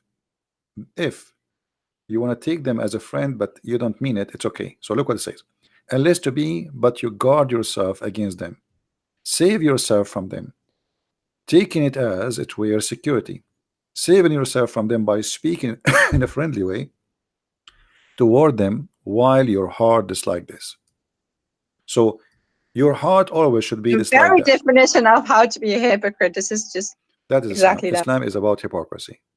It's satanic, it is totally satanic. So he can not take you as a friend. But if you go in the West, in America, you will see every Muslim saying to someone who's not Muslim, we're friends, and they invite you to their house, etc., in order to maybe to deceive you and make you believe in Islam. But as you see, this is the teaching of Islam. This is not my quotation. This is not my words. This is Ibn Abbas, the cousin of Muhammad himself. This is not me saying that. This is, by the way, the official government website of the King of How is Jordan. he a cousin, by the way? We don't know anything about Muhammad's father, even. How can he be Well, this is a what cousin? they say that this is his cousin. His name is Ibn Abbas, and whatever they say, we go with it. No problem. Okay. Yeah, but this is what this cult is about. It's about deception and lies. And you specifically, most of the things you said tonight was about Shia Islam. Someone on Mir, I think she's Iranian. She's complaining about deriving from the topic, but it's all between Shia. This is all Shia Islam. Yeah. So can I ask a different question also about Shia? Right. So can you tell me more about the character of both Hassan and Hussein? Because that in Iran, Hussein is praised actually as a, maybe because I think Muhammad, as you said, is Hamd bar Ubad, like the one who is being praised, right? So he could be anyone. It's very vague for me, all these names. But Hussein is actually, it almost for some people it's an incarnation of who Muhammad was. So they, in actuality, either praise, some people praise Ali and some people praise Hussein, not so much Muhammad though. I've never, yeah, they say like, salawat bar Muhammad or all Muhammad and stuff like that, but praise be upon Muhammad and his followers and his family. But like, it's still really vague for me. Do you have more information, cultural information, like you, and background context about who Hassan and Hussein were and their lives? And do you know something about this epic fight that he had, and he brought his son into that fight, and what happened to him, which made him shahid? There's many stories. All of it, obviously, it's a fabricated stories. As an example, Ali himself, he was not born in a normal birth. His mother, she gave birth to him in the Kaaba. This is Shia stories, this is Shia stories, and there's no source for it. I mean, Shia, they have tons and millions of stories. So he is the only one who was born in the Kaaba. You know, Sometimes with Jesus figure in actuality. yeah, they have like a lot of stories uh, about Ali and about Al-Hussein and Hassan. Like as an example, when Fatima. First of all, what they sorry to say this, but first of all, what does it mean, Hassan and Hussein? Can you explain what the names mean? Hassan mean good, like Yeah. good and good. Hassan and Hussein is the same actually. Oh, really? Both, Okay. yeah, both are like Good. the good and the good, you know. So Hassan The and good one. Hussein, like the one is good and the one is uh, uh, the source of good, or let us say um, it's about being good. You know, it's not really too much different. But the Mhm. it's not here that not a problem. The problem is that the Shia, they believe that Al Hassan and Al Hussein, they are created from light, and Ali. Now they don't mention Muhammad too much because simply Muhammad is just a cover up. You see, the Shia don't really care for Muhammad. They care really No, for Ali and his family. But Hussein. Yeah. Muhammad is a cover up to make themselves look like still we are a Muslim, you know. So the Shia, they believe, and they have their own interpretation for everything. So they say that the Quran says that Allah said that Muhammad, he is a light, he's a lamp. All right. And Yeah. from this interpretation, they say all the family of Muhammad, they are made of light. They are creatures made of light. They are not human like us. Mm. There's many videos on the internet actually speaking about this issue, that they are really made of light. They are not a human like us. They've been given shape of a human, but uh, they are not a human. They have the look of a human, you know. Uh, and then they involve Al Hassan Al Hussein, that they are the one who can take you to heaven.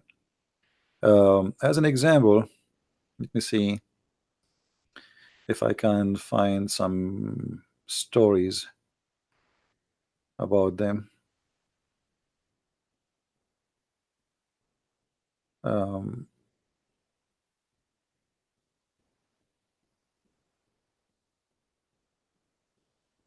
yeah, as an example, here there's a story that Al Hussein once he wished to have a grape.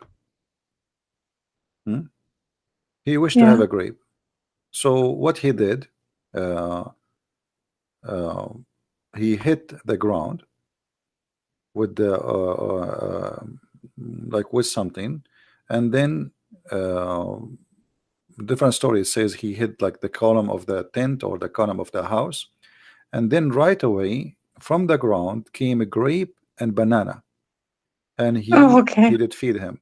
But I need to find the reference to see, because we don't like to say something without showing reference. Let us see here. All right. So all of those stories is just to make them gods. They are gods in this earth. They are not a human. Uh, Shirogati. okay, here the chapter name is إتيانه عليه السلام العنب والموز في غير أوانهما. Giving him, peace upon him, grape and banana, not in the time, which means not in the season. If we translate this to Google, in Google, let's see, maybe Google will work. Let's hope. Okay. Uh, Giving him the grapes and the banana in non-season time. So what it says here, um,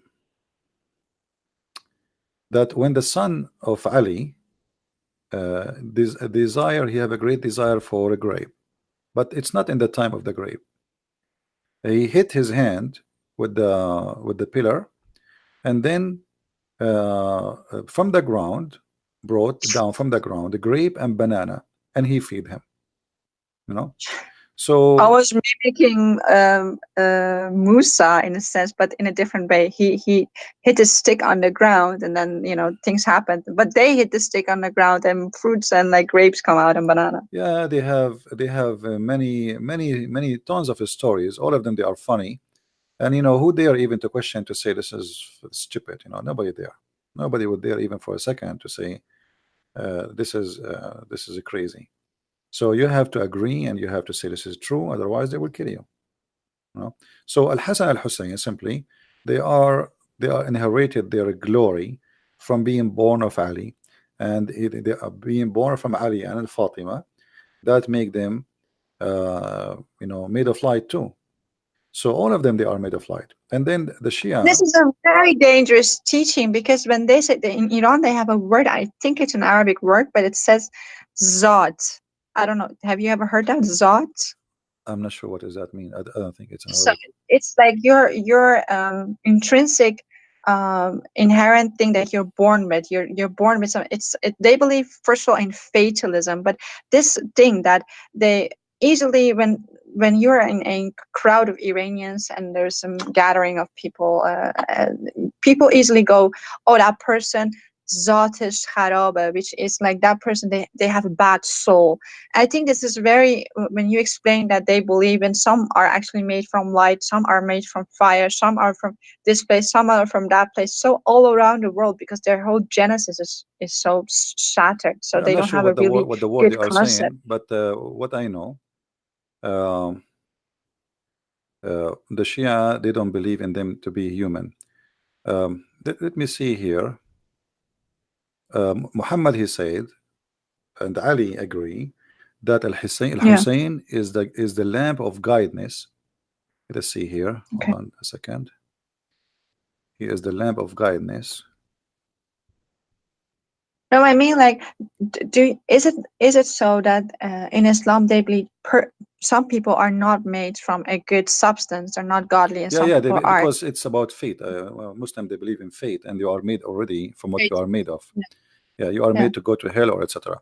So if we translate this into Google translation, you will see that those people, they don't really believe that they are a human. Hassan al-Hussein, etc. It says, I entered the Messenger of Allah, and I have etc. And said to me, Messenger of Allah, welcome to you. And he said that Al-Hussein is he is the most beautiful thing in the heaven, in the skies, and in the earth. The most beautiful thing. All right. So What this does Zion mean? zine is like decoration. The decoration of something. Like the best of anything, like the most beautiful Okay. thing. All right. And then my father, he said to him, and how so? How he can be the most beautiful thing in the skies and the earth? There is someone is better than you? Are you saying that Al Hussein is better than you? So Muhammad, he said, sorry, he answered him saying, and I swear by the one who sent me by the truth as a prophet, that Al Hussein, the son of Ali, uh, there's nothing higher than him in this earth. Wow. Nothing higher than him in this earth. For So it is, they're praising more gods than more than even we can think about. They have so many gods. yeah. And then it says, he said, and it is written in the right hand of the throne of Allah. This is written in the right hand of the throne of Allah. So the name of Al-Hussein written in the right hand of the name of throne of Allah, that there's no one is a Well, I guess greater. too, right? Yeah, but notice here, what they are saying, that Al-Hussein is greater than Muhammad himself. Wow. Yeah, because the question is so simple. They said to him, Which book is this? are you saying he is greater than you? Are you saying he's greater than you, Muhammad? What is the answer is? The answer is yes, because it's written. On the right hand of the throne of God, a lamp of Huda. A lot of what? Wow. So, do you have the verse and the number of this? Yeah, this hadith we can actually, this is the Shia. Let us see. Oh wow.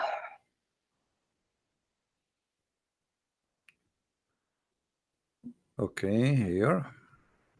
This is the book of Biharul Anwar. Okay. The book of Biharul Anwar. And Volume number 36, page number yeah. 205. Okay. 205. And you know, I can give you the link actually in your Skype if you want. You know. I'm sure. Thank you. But I don't know if you can open it because it's in Arabic and the link is in Arabic in the top. But For anyway, later. Well, but I will need all this to translate it. yeah. So this is what they believe, and this is what it is. And I mean, it's a crazy religion. What we can say, you know, this is how it is. So here you notice how the Shia, they use Muhammad to make Ali family gods in earth, to the point even Muhammad saying that he is the best and there's nothing better than him, neither in earth, not even in heaven. You know, and not only that, if you read carefully, he said that he is the ship of salvation. He is the light of guidance and the ship of salvation. Let us see if it the translation come in here.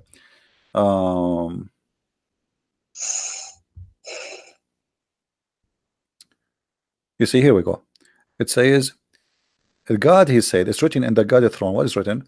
He is the lamp of guidance, of Huda, and the lifeboat, the salvation boat. And he is the good Imam. All right. So Yes. so here you will notice how much those people they What is Huda? Huda mean guidance. Okay. Yeah, A Huda is an lamp of Arabic Huda. word for guidance. Yeah. And he is the most proud. He is the emission for Allah. Yemenite? He was a Yemenite? No, not Yemenite. Not. Well, here, No, lifeboat, a gift of no. Imam. This is Google translation. You know, Google translation. Yeah, yeah. Here it says like he is Yaminullah. Yamin, it's the mean not Yemen, Yemenite. It is like he is in the right hand of Allah. So in the right side of the hand of Allah, in the throne of Allah, it's written in those information. All right. And not only that, it says that he is made Allah, he put in his backbone a sperm which is very good, and it's blessed, and it is yeah. So he put in his you see here, sperm is blessed in his backbone. All right. And then what is that whole crucifixion in his crucifixion? This is translation for the word sulbahu. It's Google translation, you know, sulbahu, which means from his lineage. This is why we cannot use Google translation really as a source of especially in Arabic. So yeah, and then he says, if you pray in the name of Al-Hussein, your prayer will never be rejected by Allah. You know, so anything you ask for in the name, he will intercede. His name is he's the intercessor. All right, and he is the intercessor in the judgment day too. So Hussein is an intercessor in judgment day. Yeah. Oh, okay. Yeah, because you intercede for you. But they're all deified then, aren't they? They're actually deified into the same position as Christ in their minds. Yeah, but this is what it says, you know. And then there's something really funny in the story. It says he asked him, and what is this nutfa in the backbone of my beloved Al-Hussein? What is that sperm in the backbone? He's asking about the sperm. What is that sperm in the backbone of Al-Hussein? Let us see where the translation here.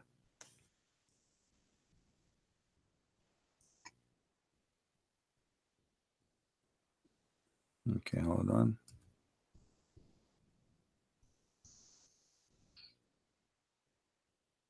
The Google is not translating really. Sorry, go on. I think it's getting late for you, right? You need to go, maybe. No. I just Okay. I just wanted to say sorry if I interrupt you No, sometimes no, and ask so many questions, because I'm so, so shocked, and I keep no, it's getting okay. out shocked by you. Like, it's Anyway, just so they ask him creepy. about the sperm, which is he have Hussein he have in his back. He said this is sperm is like the moon, you know, moon. Okay. So this is sperm like the moon, and anyone who follow his sperm, which means his seeds, he will be a martyr, and he will be sorry, he will be doing the right thing, and he will be very wise in the eyes of Allah. Yeah. So here you will see that the Shia, they really worship Muhammad family more than Muhammad himself. Muhammad, as I said, is just a cover. Is like a ticket to get in. You know? So Muhammad himself, he is Hmm. saying that Al Hassan is greater than me. What do you want more? So all these sheikhs are born from these family people, right? Like Muhammadin, Allah Muhammad. Well, none of them actually born from Muhammad. Muhammad have nothing to do with any of them. Those are born from Fatima, the daughter of Khadija, and from Ali. Yeah. You know? Yeah. The So daughter from Khadija and Ali. sorry. So Khadija was, you said the daughter from Khadija and Ali. Yeah, because Ali, he married the daughter of Khadija, right?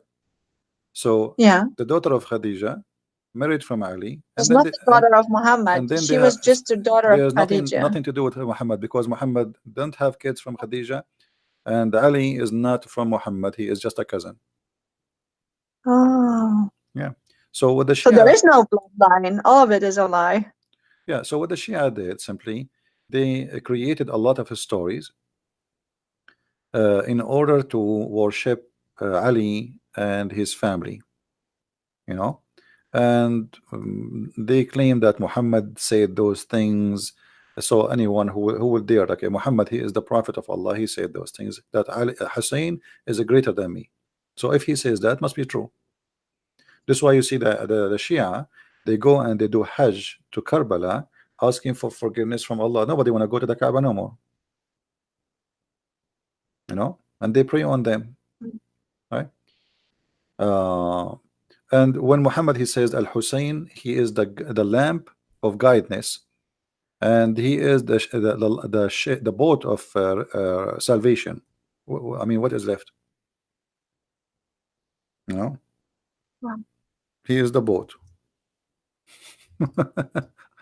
So It's a way to, you do yeah. not need Muhammad, you do not need Islam, you do not need anyone. All what you need is Al Hussein. Yes. Wow. Yeah, and even Allah, He wrote the throne in the right side of His throne, that Al Hussein is the guidance, the lamp for all mankind, and he is the rescue ship. I mean, what is left? What is left for Muhammad? First. What is even left for Allah Wow. himself? Because it's not Allah who will save you, it is Hussein, Hmm. right? Well, I didn't know it was this bad. I thought they would deify him to the extent, but you're just saying that they actually see as Hussein as some kind of a god. Because this whole Ashura what we have in Iran, they slap themselves, they paint themselves for him, and even his name brings tears to the most fanatic people. And he's seen as some kind of a person who gave up his own son. And look at the comparisons to Christ. He gave up his own son in a war. Uh, and he was totally innocent, and he did that because he's only in love. And so people now praise him as the Masum. He was killed as Masum. Yeah, And Masum, each year which mean he is a people, perfect. He's a perfect. He don't commit sin. He is a yeah. perfect person, which means he's God. You know, because the only Mm, one who don't commit sin is gods. So they made them gods. This is why they call themselves the Ithnay Ashariya, the 12 Imams, because they believe that the yeah. 12 Imams are perfect, who never commit sin, not even once. Yeah. You know, so the family of Muhammad and their descendant enter the 12. They are perfect. They are not a human. They are gods on earth. And the fiction story starts from Al Hussein, and then Al-Hassan, and then the children's after that. It's an heritage business, you know. Is there something historical that you could point me to that Hassan actually or Hussein actually existed in history? Well, we cannot really, I mean, there's nothing in history, even about Muhammad, we cannot find something to make him exist. You know, there's nothing, there's no source about Muhammad. Where is when, even when the Muslims occupy Jerusalem, if we read the siege of Jerusalem and when the Muslims occupy it, even after that, even the Christian, they never mention a name of a person, his name is Muhammad, which is very strange. Yeah, it's very strange. You know, there's no mention of him. So we don't know who was Muhammad. Muhammad, I believe, is just a name was given later, or or Muhammad he gave himself such a name, but this is not his name. It's a title. That's why nobody use it. And this is what I said. Yeah. Yeah. So his real name. What does his real name According mean? to Muslim According books, to you, like according to Qasim. Muslim books, not according to me, his real name was Qasim. Yeah. You know, but some Muslims didn't deny that. They say this is you know, not true, because yes, his grandfather he called him Qasim, but then his mother she asked the grandfather to call him Muhammad. But it doesn't make sense because the word Muhammad mean the praised one. So how Muhammad is a prophet, but yet he is a praised one? Praised one is God, right? No. Yeah, and even actually, even Allah supposedly, all day long he look at his right side. For the name of Al-Hussein is written next to him. He cannot keep his eyes away from Al-Hussein. And Al-Hussein, he will be in the right side of Allah in the throne. And each time a follower, which means Shia, he cry for him, Al-Hussein will look at him, and he will ask. He will like because he is close to Allah, so he will be forgiven.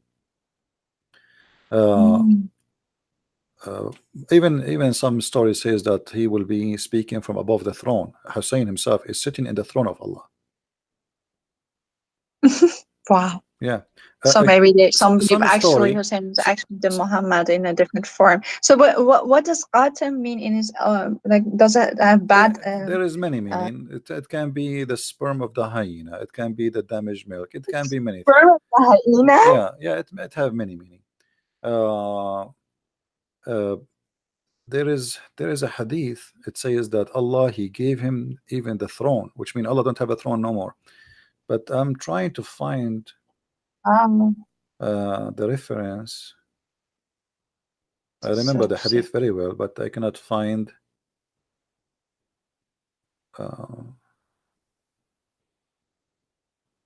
Let's see.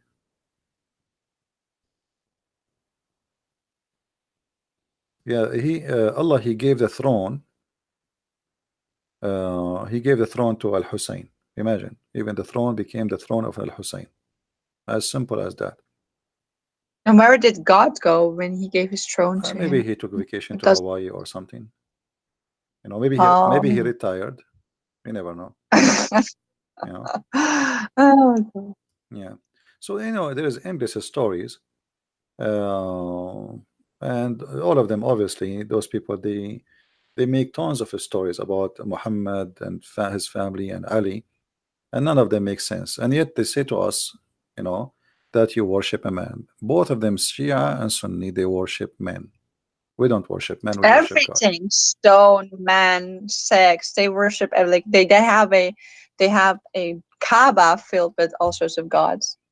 Black stone, kissing black stone, stones forgive your sin if you touch them, etc. So Islam is a collection of madness, and the more you learn about it, the more you get dizzy. You don't get knowledgeable, you get dizzy, because what is that? You know. And the more you read about it, you find yourself like you know nothing yet, because it's stupid, it's endless, and they fabricate tons of stories, and you do not know where is the real source, where is the truth, you know. But it also gives a lot of platform to new Muhammads, because now in Iran, what you have, because most Iranians, like a lot of Iranians don't, you know, accept this sort of stuff, and they go into these so like intellectualized pseudo prophets who come in the name of Muhammad, but because it's such a vague term, Muhammad, like the praise was Hamd, so they can claim all sorts of stuff and even sound, of course, naturally better than Muhammad, because they at least have, you know, have some brains. But it's just fascinating how this sect is just you know, whatever culture that is filtered through, that it is just multiplying in such a different variation than what Orthodox Islam even is. It's just endless nonsense, braid all together. Try to make sense of it, but it doesn't make sense. Well, nothing in this religion makes sense anyway, and uh, you know, the only way it makes sense for you if you decide to become a believer, and which means whatever they say to you, you accept. You know, that's it. But does it make sense that all of those things given to this guy Al Hassan Al Hussein? Who are they? What they did? I mean, what what happened? And and why Allah did not make Al Hussein? He is the prophet. Why he chose Muhammad if Al Hussein is the greatest? So it's crazy stories, stupid stories, and all of this is about politics and money, sex and money. All of what Islam is about, sex and money. Even after Muhammad's death, the Muslims, they start fighting over sex and money. They never fought about God. They are fighting over who want to take power, which means he will have more slaves for sex and more money, and you know, control. Have nothing to do with God. Muhammad himself, he have nothing to do with God. All what he want, pay me money, you live. Pay me. You don't even the Quran says you don't have to believe. All what you say, don't say we are believers, say we are Muslims. So Islam don't care if you are a believer or not. Islam care if you say I'm a Muslim or not. All what you need to do, just say Shahada, and then you're fine. That's it. No. Yeah. Anyway, I think. But amazing thing that, like, it is sold as something so simplistic, almost similar to the Abrahamic faith, but it is so more complex. And like, you wanted to like go wash yourself with holy water after No, there is really nothing to do reading with this Abrahamic stuff. faith. What Islam have to do with Abrahamic faith? How? Where? Yeah, this is actually my last question. So because I think maybe you want to, you know, talk about this topic in your own manner, maybe more than I just gonna stop with this. But so what is this whole story about Ishmael being the source of Islam? Can you talk about that a little? No, you know, Muhammad, he needed to make himself connected to Abraham, since he was trying to get close to the Jews. So in order to be accepted as a prophet, then you have to come from Abraham. And then the Jews did not accept what he said, did not believe in what he said. Otherwise, you know, okay, I want to ask the Muslims, who want to show me where in the Quran it says that Muhammad is from Ishmael? Any Muslim want to show me where it says in the Quran that Muhammad is from Ishmael?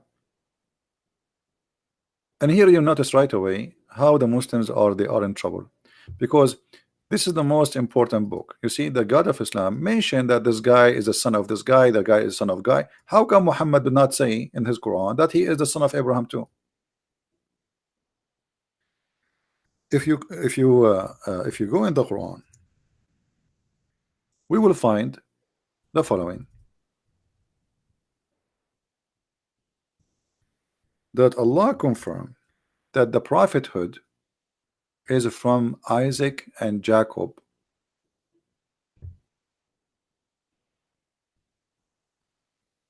only.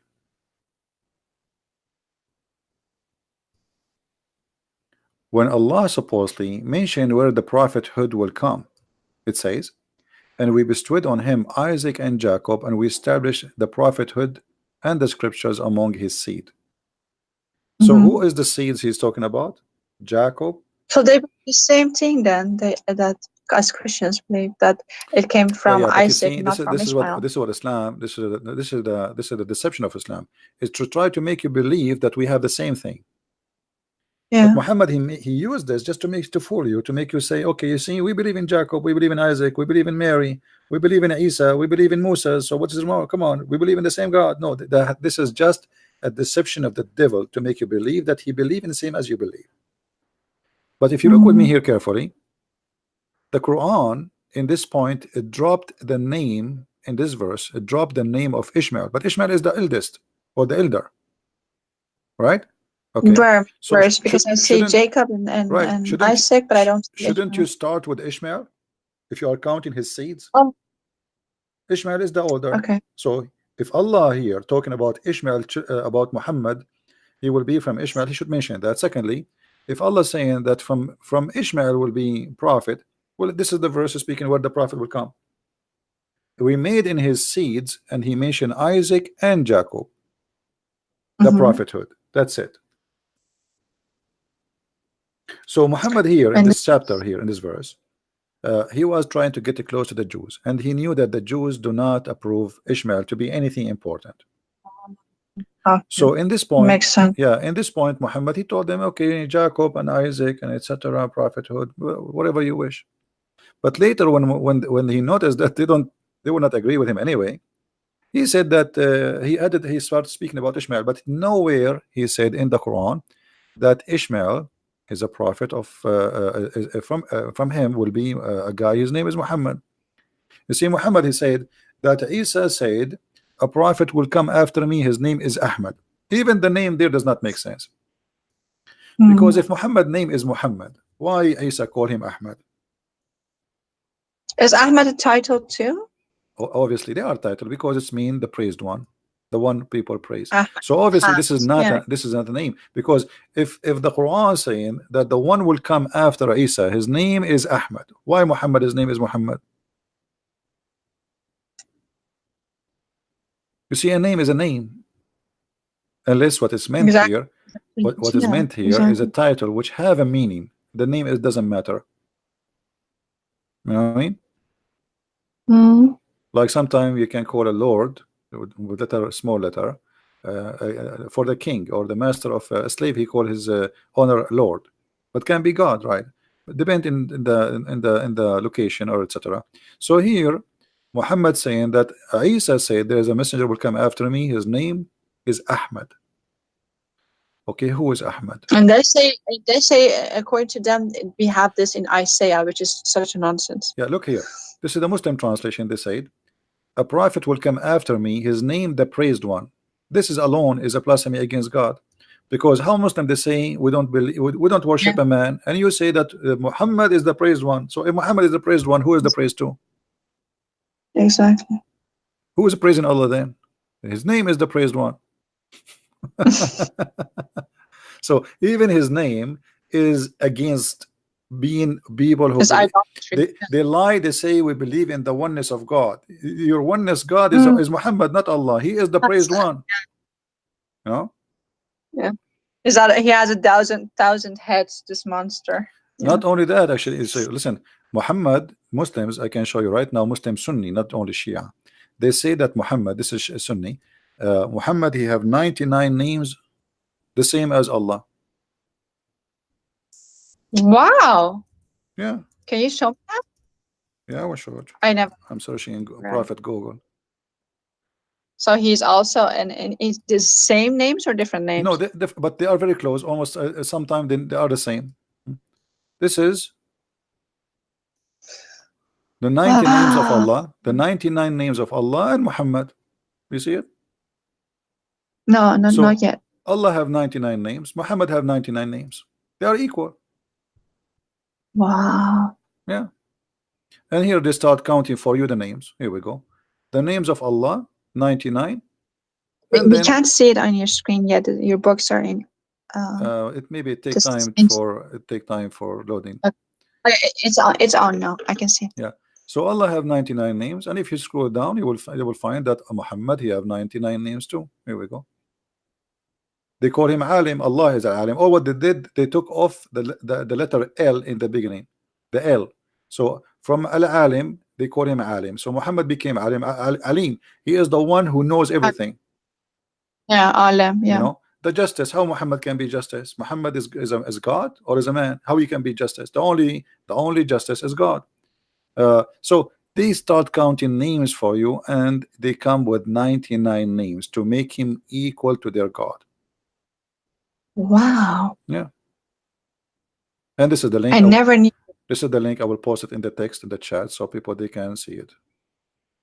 Wow. Is Al-Makrain also one of his names, or is that all just for Allah? I think this is one only for Allah, the Makr, the deceiver. Yeah. Yeah. Hafiz, Imam, Khayyar. I did not read them all actually, because they are funny and stupid. I mean, look, Oh. Muhammad is Muftah. Muftah is the key. Muhammad, one of his name is Muftah. Muftah, what is Muftah mean? Muftah mean the key. Muhammad is the key. Key? Yeah, Muhammad is the What? key. Muftah. Yeah. And he is Mateen. Mateen, which means he is strong like steel. And he is Mashkur, the one you are thankful for. And he is Mashhud, which means the one who witness for. And he is Mansur, which means the one he is helped or victorious. He is the Ma'mun, the one who is secure. The one who is Ma'lum, the known. Muhammad is the known. So all those names, I mean, look, Muhammad is Mahmud. Mahmud. And what does Mahdi mean? Sorry? Mahdi, what does that mean? Because I saw a name Mahdi in his list. Yeah, Mahdi, the one who will is well guided. Okay. Yeah. So because you know that's real issue also to get it in Shia Mahdi. Additional fiction story. The Shia and Sunni, they believe in the Mahdi, but the Mahdi different, and the Shia have different story. The Sunni have different story. It's a collection of fiction and stupidity. You know, Muhammad is Al-Kamil. He is the perfect. Look. Kamil, yeah. Kamil, perfect. Muhammad is the perfect. That means he's God. He's the perfect. Muhammad is Jabbar. One of the names of Allah is Jabbar. Al-Kafi, the one who is sufficient. I have a question. Allah is sufficient, These supposedly. Scholars, they know all of this. How can they not see that they're deifying their Muhammad? What's going on? Who said they don't see? But the problem is the Muslims always they face people who know nothing.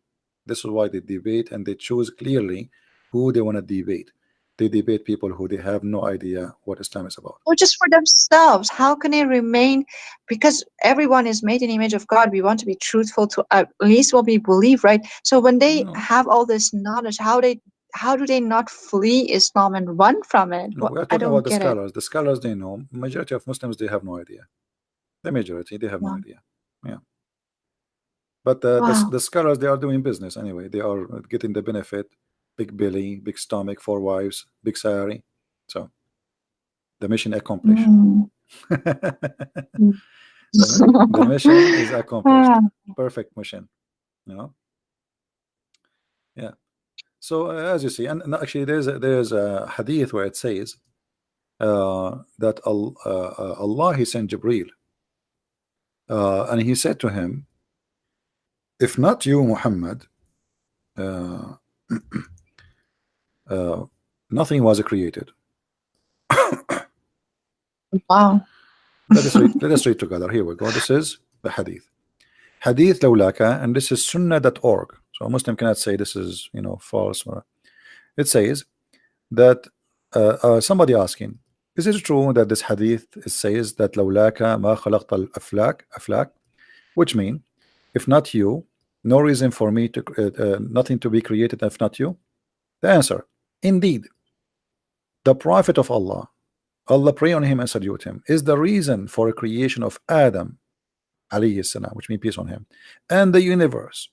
If the Prophet of Allah, Allah pray on him and salute him, was not existence, then the throne of Allah, the arsh, the chair, the kursi, the lawh, which means the tablet, and the qalam, which means the pen, the skies, the earth, the heaven, the hell, the trees, the stones, and all the creatures will not be exist. Do you see it? Wow. Yeah. Muhammad is God. Actually, based on this story, Allah himself is exist for the sake of Muhammad. I mean, what is the benefit of Allah? Just to create all those things for Muhammad, to make Muhammad happy. Allah is Allah himself is a servant for Muhammad to create things for him to make him happy. Genie in a bottle. That's so you see here, and they are giving you reference more and more. Like the Prophet of Allah, he said that Allah, he said to him, when Adam made a mistake, he asked, oh Allah, I ask for your sake, for the sake of Muhammad, to forgive me. Allah, he looked at Adam and he says, what? How you recognize Muhammad when I have not yet created him? Adam said, oh Allah, when you have created me and blew into my spirit, I lifted my head and I saw it's written on the throne, Arsh, La ilaha illallah Muhammad Adulullah. So he saw the name of Muhammad. Okay, so I got to know. So I got to know that you would only join your name with whom or with him who is most beloved to you. See how smart Adam? So now he's asking Allah, please forgive me for the sake of Muhammad. And Allah like, what? How you know? How you know Muhammad, you idiot? Who told you about Muhammad? I did not even create him yet. So he said, no, hold on. When I put my head up, I saw his name in your throne, and I said to myself, must be a very great person for you, and you love him very much. That's why you put your name there. So, and then Allah answers, said, Allah said, "O Adam, you have spoken the truth. Indeed, Muhammad is more beloved to me from anything, and when you ask me for his sake, I burden you." That's it. All right. Yeah. And the same story. Look, here it says Allah revealed to the Prophet Isa. This is Isa, supposed Jesus. It says, "O Isa, have faith on Muhammad." So Jesus have to have faith in Muhammad. He have to. Allah. What do you mean? Just Isa? What it says? Oh, Adam. Isa. No. This is about Isa now. Allah, he told Isa, you have to have faith on Muhammad. You have to believe in Muhammad. Okay. Okay. And then and he says, and order your ummah, which means your followers, to do the same. Yeah. If Muhammad was not to exist, I would not have created Adam, nor I would have made the heaven and or hell. You see, so Allah said to Isa, I created everything for the sake of Muhammad. So tell your people to follow Muhammad, okay? Wow. Yeah. Anyway, I think we have. Actually, there was an Iranian judge who told me once, and this was his logic too. I said, why are we women so suppressed in Iran? We have, half the rights. Women can only marry one husband, who even if he abuses her, she's not allowed to leave. But men have, all these questions. He said, well, Allah, he actually will answer you by saying, like, what is that of your concern? I just love men more. This is a judge in Iran. This is a highly educated person who would say such a thing to you. Yeah. But it's all driven from this madness. All right. Well, I think we have enough for today. It's getting late for you, as I think in your time, you're right. And your dog maybe it was mind-blowing. Thank you so much for inviting me. Thank you so much for giving me a platform to ask all these questions, because these are the questions that I hear many of my Iranian followers ask, and I never knew, and they don't know, because never ever could they ask people about these stuff. They would be, it's not even allowed just in Islam to ask stuff like this. So thank you a lot. I don't know if you want to say something in That's all. Well, thank you very much for being here, and you can invite your friends if they want to call us, and I will be happy to answer them too. Sure. All right. And also about this video, can you let it on so I can actually download it? Download it. Yeah, I will leave it for the coming few hours. You can download it, please. Okay. All right. Thank you so much. You're welcome. God bless Take you. Care. Take care. God bless. And take care. Thank you. Okay. Bye-bye. Bye-bye. All right. As you see, this is Islam, and we have no sugarcoating. And by the way, Iranian are the biggest converted church in USA. I never saw a convert from the Islamic cult in the size as Iranian. We have Abdul. Yes, Abdul. Assalamu alaikum, brother. Wa alaikum assalam. Brother, please give me 1 second. I'll get my laptop here. Please, 1 second. So what you call me if your laptop is not ready? Call me when your laptop is ready. Okay, give me 1 second. 1 second for a Muslim is 1 century. 1 second.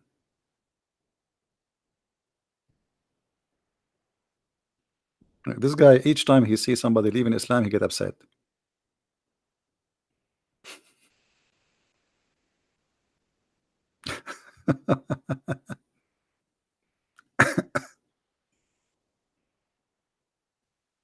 Yeah.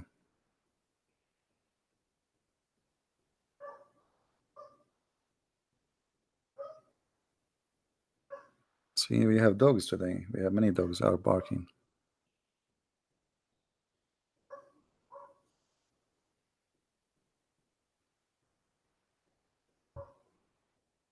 Well, the Muslims in the beginning, they try to deny and to fight, but they cannot do that after all, because they will see that we are not everything we say is we put it in the screen.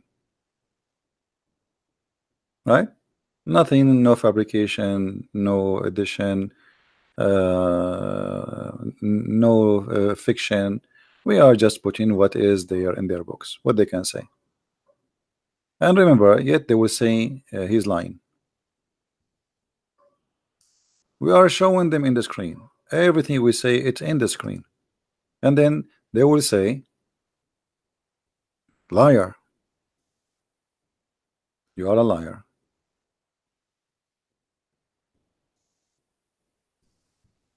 You see, he said 1 second. I'm afraid he would do the same as the Muslim Sheikh who was debating me. He said he want to go to the bathroom more than 10 years ago. He never came back.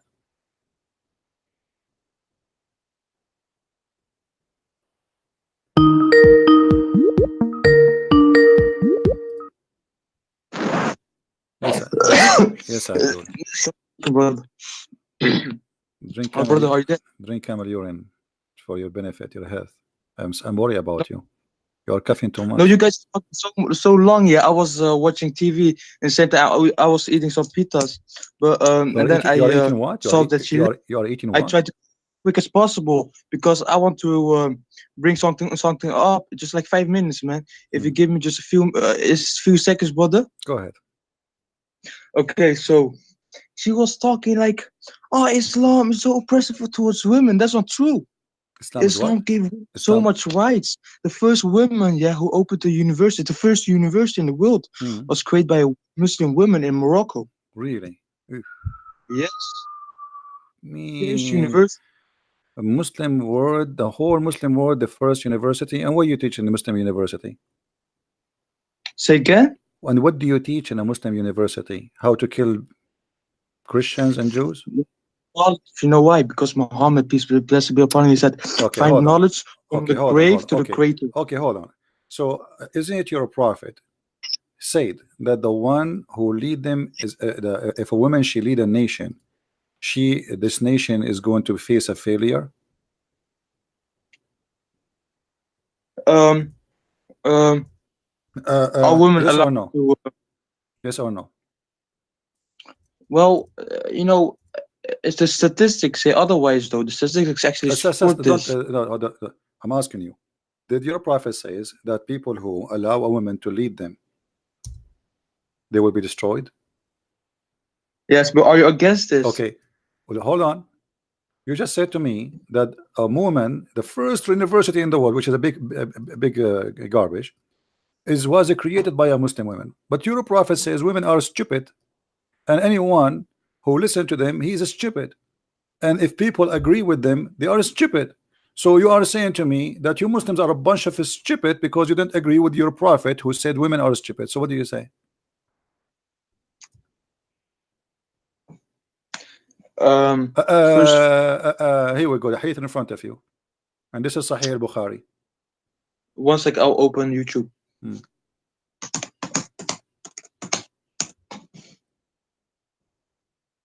And as you see, the Persian and the lady she was talking to me, she was from Persia, and they have a king who is a female, which means a queen. Yeah. So you see what Islam did? Iran used to be ruled by a woman. Since Islam came, Iran ruled by idiots. So what you are saying to me is about Allah, he gave the women rights. Khadija herself, she was the boss of Muhammad. Since Muhammad he came and became a prophet, Khadija died, he took her money, he forced the women to wear a bag, a plastic bag made from black. So why you are lying to us? It says Islam gave the woman, Islam gave the women the right to be beaten. Is it true that the Quran says you can beat them? No, brother. No, Islam. What? No, brother. I'm serious, brother. I'm serious too. Isn't it the Quran says you can beat your wives? Yes or no? No, because you know why? You know why, brother? No. So what is verse here saying? Chapter 4, verse number 34. Why you are lying? Why you are lying? Are you a liar? No, of course not. Okay, so why you are saying no? Why you are saying no? Are you trying to, do you think you can lie to Christian Prince? Be honest with me. Do you think you can lie to me? I'm Muslim. Here we go. It's in front of you. Here we go. Chapter 4, verse number 34. I want you to read it for us. Does it say if a woman you fear that she is disobedient, you fear she did not even became disobedient, you beat them, you scourge them? Yes or no? Wait, this 34? Yeah, 4:34. 4:34. Oh, 4:34. Okay. Men are in charge of women because Allah have made the one of them to excel the other, and because they spend for the properties. So good women are obedient, guarding, and secret. But you as a Christian, I don't see how you against this, because the Bible also says. Continue reading. Don't stop. Continue reading. Okay, right. Okay. So good women are the obedient, guarding in secret that which Allah have guarded. As for those from who you fear rebellion, admonish them and banish them to bed apart and scourge them. Then if they obey you, what does scourge them mean? Huh? What does scourge them mean? My English is not good. What does scourge them mean? Let me see 1 second.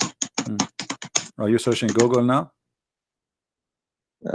No, I have a book, where the meanings of words are, man. Oh, okay. I'm gonna.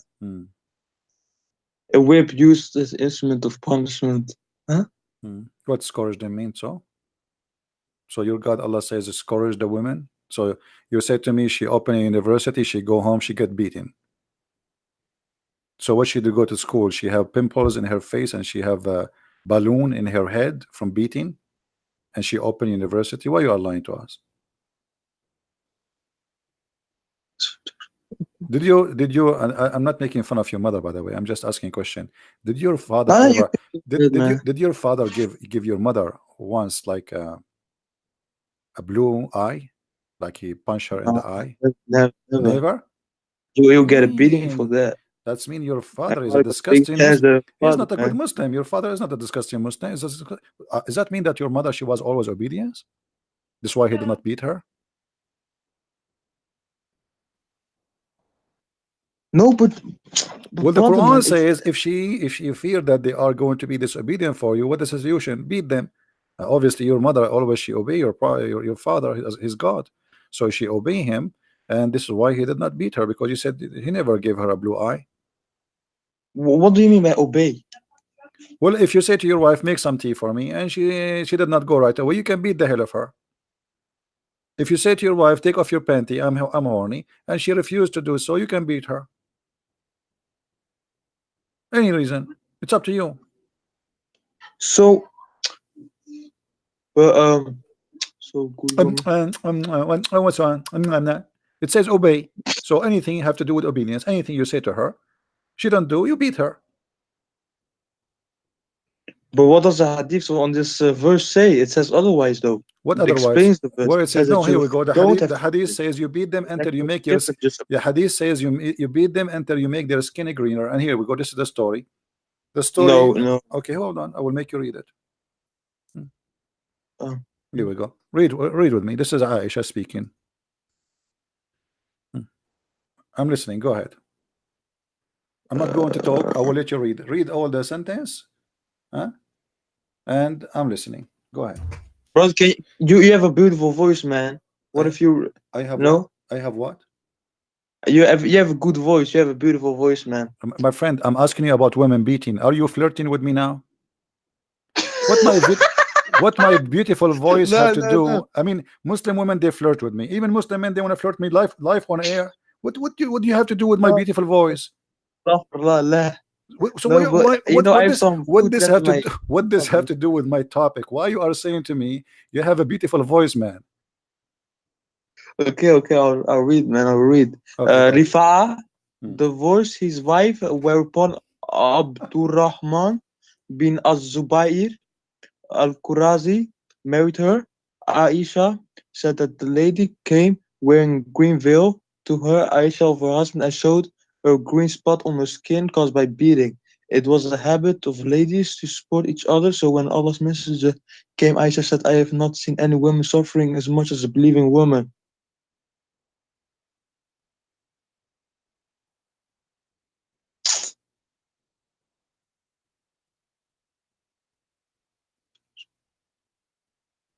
let me see, brother.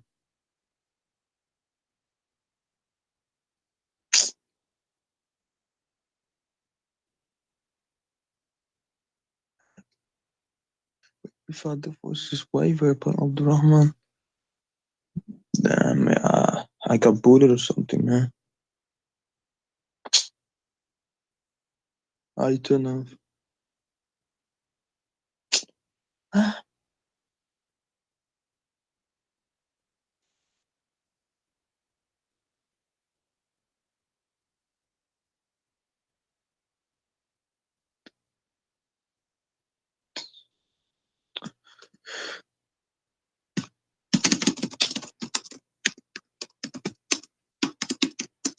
All right, I hear you. Oh, brother, are you there? So what I thought you were. I heard you something. So what do you say? Did the husband, he beat her until her clothes, her skin became greener than her clothes?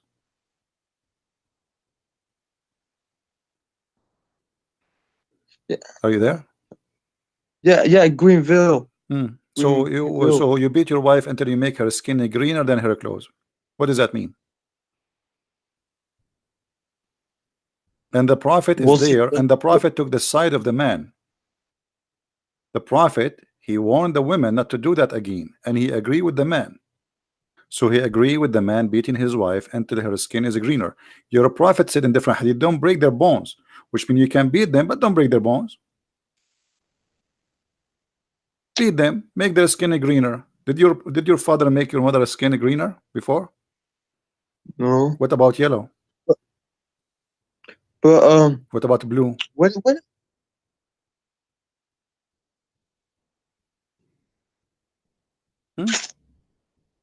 brother, I can't.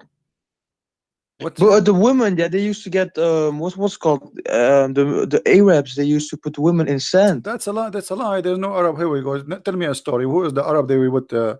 How if the Arab they put their women in sand? That's mean there's no mothers, and we will not be born because no women left. If we don't have women, where we will have babies from? We will download them from the internet. That's a big fat lie. No, but the verse about al-maw'uda, it's about the one who is killed. Supposedly God will say to the one who was killed, for what reason they killed you? That's all. It's about a crime committed against an innocent person, have nothing to do with females. Nowhere it says infant. It's a lie.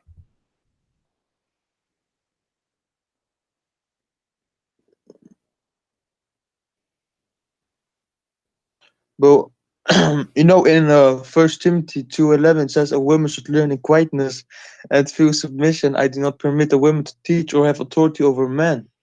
She must be silent.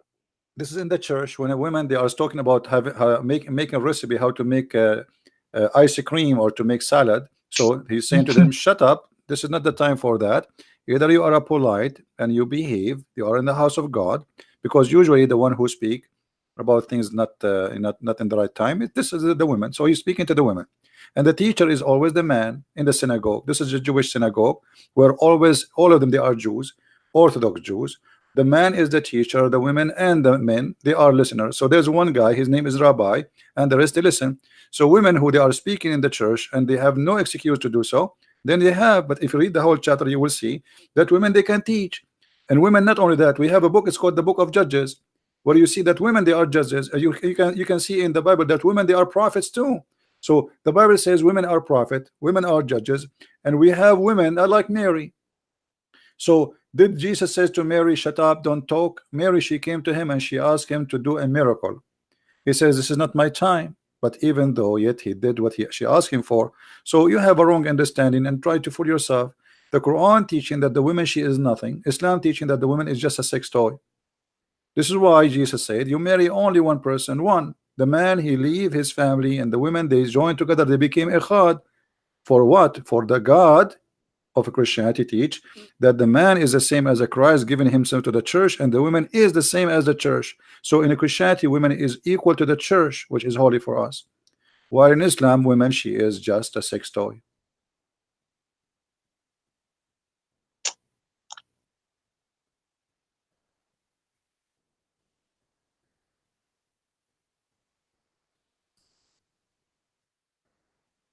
Hello? Did you decide to leave Islam or not yet? Could you scroll down on the screen? Oh, okay. A bit. All right. There we go. And even here, the story, by the way, your prophet, he forced the woman to be raped by the man, because the man, he trying to rape her, even though he is her husband. But you cannot force women into sex. No, in Islam you can. And the prophet said to her clearly, you have to taste his juice. Is that true that your prophet says to this woman that she have to taste his juice, and he have to taste her juice? Let me read, man. Hmm. I don't know.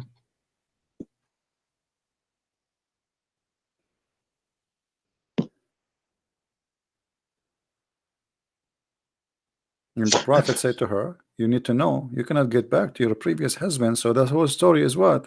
This woman, she don't want this man, she want to marry a different man. So Muslims are forcing a woman to have sex with the man she don't want him, and Muhammad take the side of the man who want to rape her. Read carefully. Muhammad said, not me. Then you know that it is unlawful for you to remarry Rifa. Rifa is a previous husband. Muhammad, he come with the rule that if your father divorced your mother 3 times, she cannot go back to him unless she sleep with different guys. Is that correct? No, that's unlawful for you. So you yeah, agree. probably. So what do you think about the prophet saying you cannot go back to the man who you married before unless you have intercourse with the new man? What is the wisdom of that? No, it doesn't say. It says 3 times.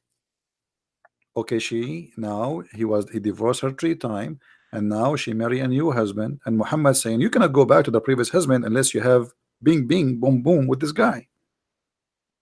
Yes. So why she became lawful for him to the previous husband if the guy do boom boom? What is the logic? Like the boom boom will certify her to be a wife again for him? No, Like no. This is what it says. Read it. You cannot get back unless he do boom boom to you. Yeah, but this thing is talking about she wanna go back to her previous husband. Do you see? You cannot remarry Rifa. This is the previous husband, so she cannot go back to the previous husband unless she do boom boom. So now tell me what the boom boom will do to her. How that will make her lawful to go back to previous husband? Because if she does that, her previous husband will accept her. If she does what? So let's say I am with a woman, yeah. And who is the woman? Who is the woman there? You are the woman, or and she is the man, or who is the man? I'm confused. No, I'm the man. I don't know, because you say to me you have a beautiful voice, so I'm not sure now. No, I didn't say nothing, man. Okay, you did not say. Okay, yeah. My ears was okay, no problem. Yeah, it was Jibril saying that. Okay. Okay. So are you saying the Quran? Are you saying the Quran did not say that a woman, if she is divorced 3 times, she have to have sex with a new additional guy so she can go back to the previous guy? Are you denying? I think there's some righteousness in that. What is the righteousness? Okay, so you divorce your wife 3 times, and now she have to go and take off her panty and go to my bedroom. I sleep with her. She can't go back to you. What is the righteousness about that? No, she doesn't have to do that. She have to. Here we go. Your prophet saying that. Read it, my friend. Read it. If you want, he said, you know that it is unlawful for you to remarry Rifa unless you do boom boom with Abdul Rahman. So what the boom boom of Abdul Rahman will do to this woman to make her lawful for her previous husband? Tell us. It's like a test. Testing what? Testing her vagina? No. Well, he's doing boom. He is doing boom boom where? Divorce, and then we marry again, and we divorce, we marry again, we divorce, we marry again. You Muslims, okay. If Islam is against divorcing and remarrying, well, why Muhammad allow you to divorce and marry as much as you wish? Still, this one will not prevent you, because still you can have her back. All what she need to do, she go sleep around again, and she come back to you. And now she became more of a whore because she's sleeping around in order to come back to you. So you made her a whore, so everybody can jump on her. What is the wisdom? You made her sleep with other guys so she can go to the previous guy. And what's her fault? She is not the one who divorced. It's the husband who divorced. So now your prophet is punishing who? Is punishing the women or the man? The one who will do boom boom to her is her, not him. What about your prophet says if you divorce your wife 3 times, we will let them do boom boom to you. And then he will not do that. Because now you punish the women. The woman, she is the one who is going to have sex with a strange man she don't like. As you see, he's beating the hell of her.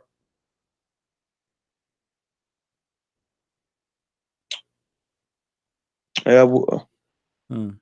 But it's like if they marry and divorce 3 times, it's just chaotic, man. It's not good for the family. And then it's the best to divorce. Is it good for a family to allow a man to marry many women and divorce him 3 times? Why your prophet allow you to divorce him 3 times?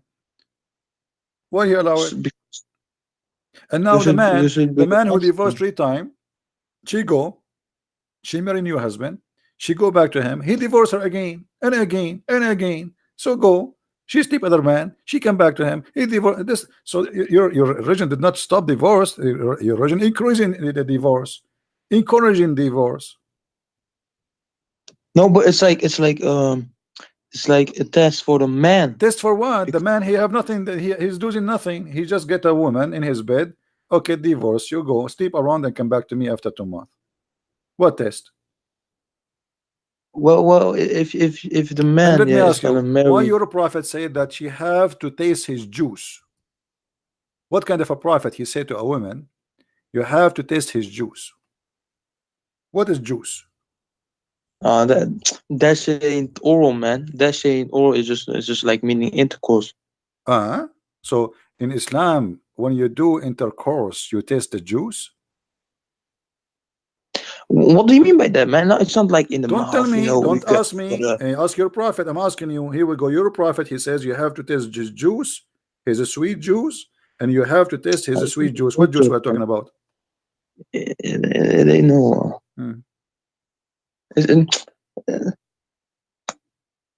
I know how to explain. How old are you? Say again? What do you mean you don't know? It's obviously he's talking about tasting the sperm. No, but look, if you're gonna marry, okay, what about we go? What about we go to the dictionary? Here we go. The word here is asila. Whenever I explain, you talk over me, the word here is usayla. Huh? So if we go to the dictionary right now, what we will find? What this word mean? Usaylatuha wa asilatahu. What does that word mean? Does it mean sperm? Orgasm? Yes. So your prophet saying you have to test his orgasm? Why? You tell me. You just said yes, not me. So why your prophet saying you have to test his orgasm? How she can be lawful? Why? How she can be lawful if she swallow his orgasm?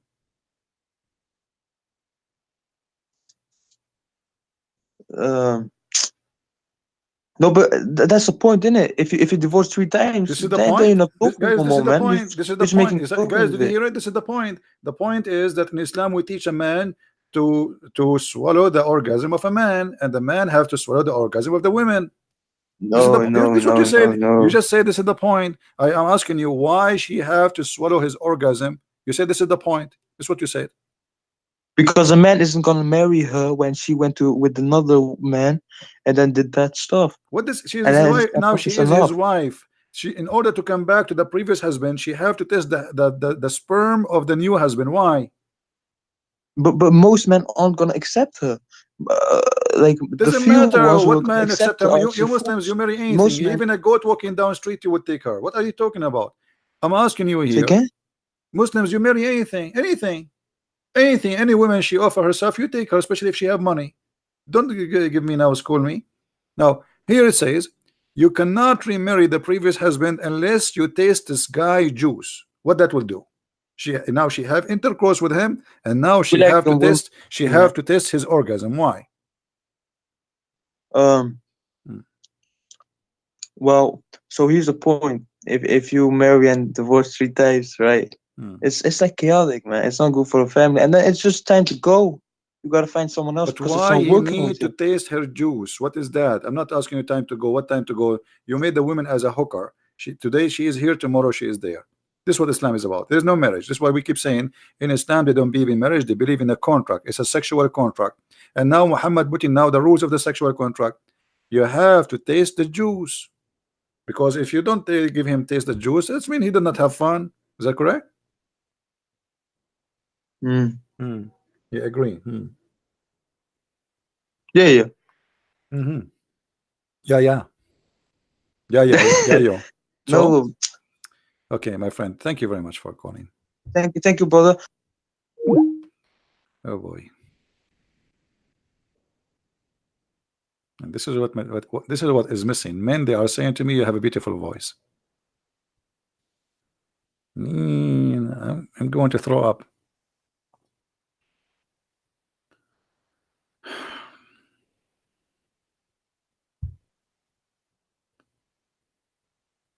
What a cult. What a cult. Anyway, guys, I don't know. How many of you here is first time?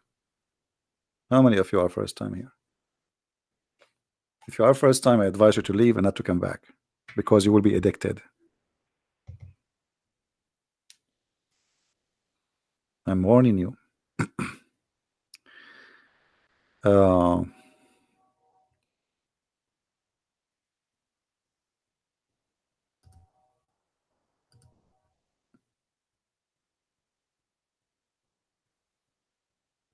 Okay.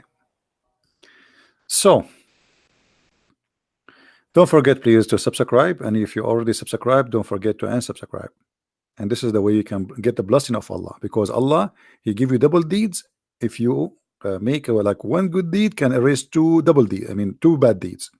So do this: make a bad deed by subscribing, and then unsubscribe. Then Allah will put in your credit two deeds. So imagine if I can do that in the bank. I put $1, then I withdraw, and then the bank, they will put $2 instead of the dollars I take off, and then I put it again, and I take it again. By the end of the month, I will have a lot of money in the bank. Very smart religion. All right.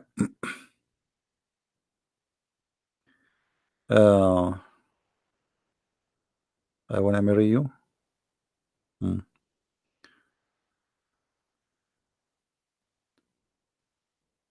So don't forget to subscribe, and the video will not stay long for an hour channel. So if you like what we do, please really subscribe. You are welcome. And feel free to download my videos. They are for free for everybody. I don't care really. Actually, I encourage you to download them, put them in your channel. I'm not like others who get angry if people download his videos. The point is to spread the truth, and the truth will set you free.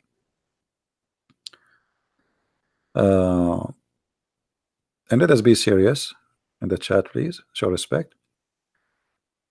Always here, we notice that the Muslims, when they speak to us, how much they are confused, and how much they are into fabrications or fabricated stories.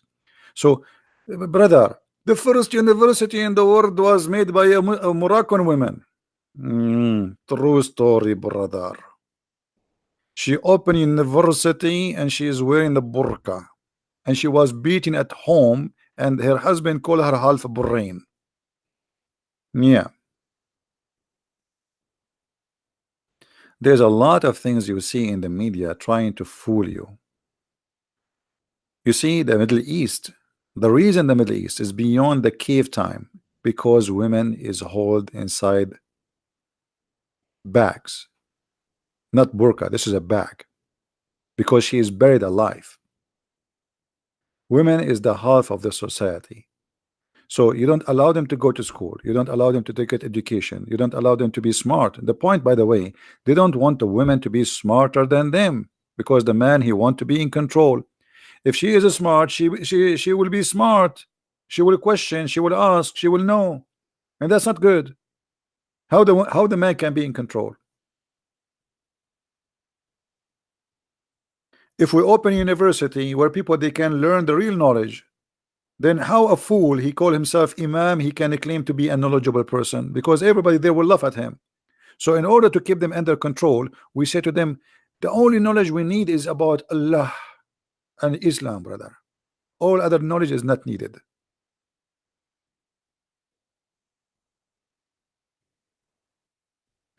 They curse the kuffar. The kuffar are useless. There's no need for them. And then they buy your TV, they buy your phone, they buy your internet. But everything they have in their life to make them happy is made by the kuffar. Nothing make a Muslim happy in his life is made by Muslims. This is the truth, including chocolate. Even candies is not made by them.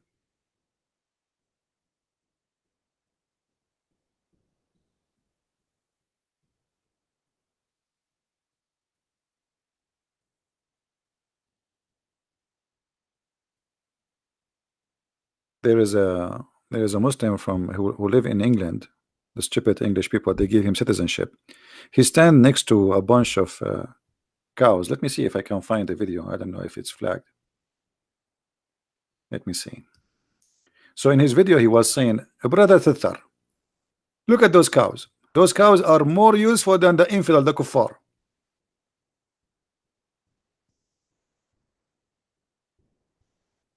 Let us see. And behind him there is a Mercedes Benz, and he's holding a phone, and he's using a camera. All is made by the kuffar, and the kuffar are like cows. The cows is more useful. They give milk. What the kuffar do? Nothing.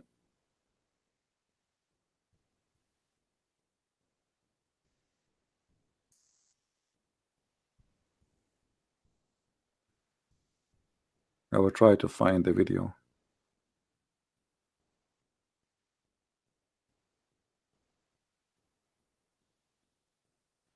I don't know if they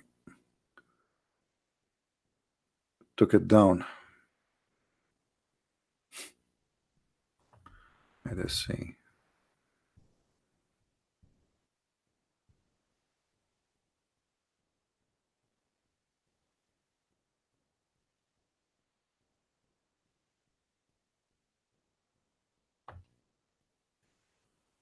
Yeah, I cannot find it. Maybe they took it down. But anyway, this is their idea that they are the best of mankind, and their prophets say to them that Muslims are the best of mankind. This is why they have authority to enslave you. Islam is totally different from what you hear from politically correct media forms. Absolutely, they teach you nothing but false news. That is the truth about Islam. This is their books, and this is their prophet, and this is their Quran. The best of mankind is those Muslims, chapter 3, verse number 110. Okay, what is the best about them? Is the one who bring who? Mankind, with the chains around their necks till they embrace Islam. You will never see that in your CNN TV. You will see that a program says ISIS is not Islam. You will see someone like James White who claimed that he is a person, a Christian who defend Christianity, but the fact is not. He says ISIS is not Islam, and whoever says ISIS defends Islam is lying.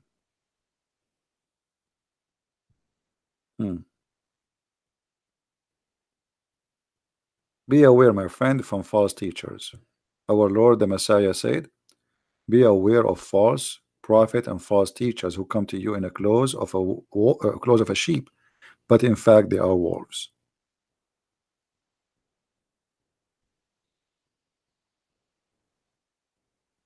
Be aware. And here we say things as it is, with no makeup. No makeup. Which is one more worse? Both of them, they are. It is one coin have two faces. So if you ever thought that the Shia is better than the Sunni, you are mistaken. Shia are actually more dangerous because they play nice. They are very good actors until they are the upper hand, and then you will see what they will do to you.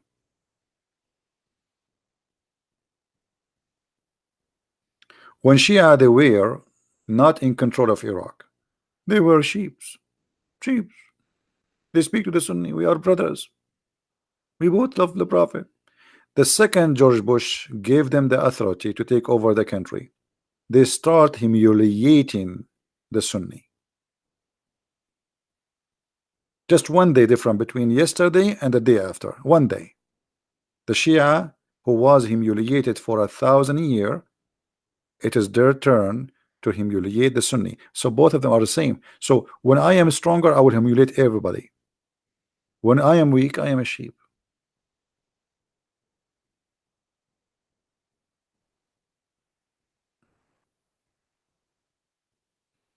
Dawa man cow. Okay, let's see. Look like somebody he found it. Thank you for searching.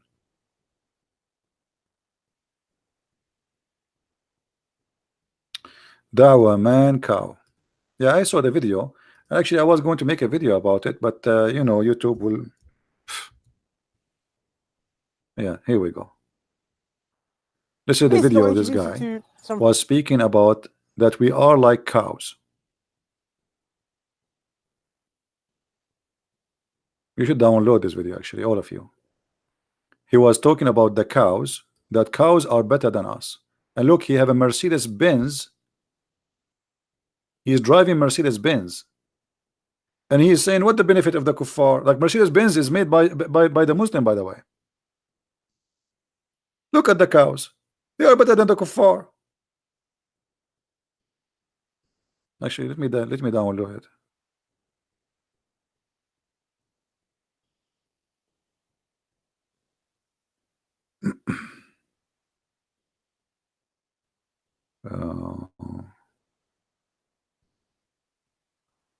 I will download. You should, every one of you actually download it and share it around. This is the truth about Islam. This is the link. All of you download and share it around. And underneath, put disclaimer and make it clear that this is what the Muslim says about us.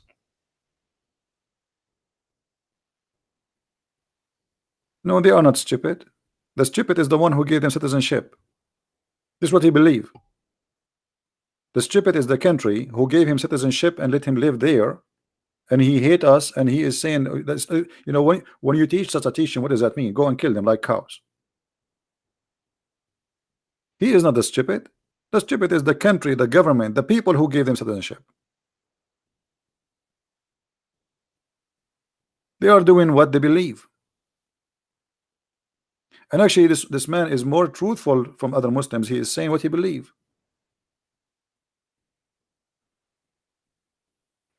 No, we don't teach violence here, my friend. Don't say that word in my chat.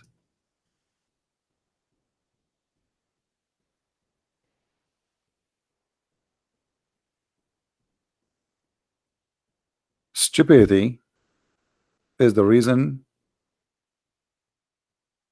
of the problems. Anyway, guys, we will leave this video for a few hours, so please download the video, share it with your friends, and I'm talking about my video, not this guy video now.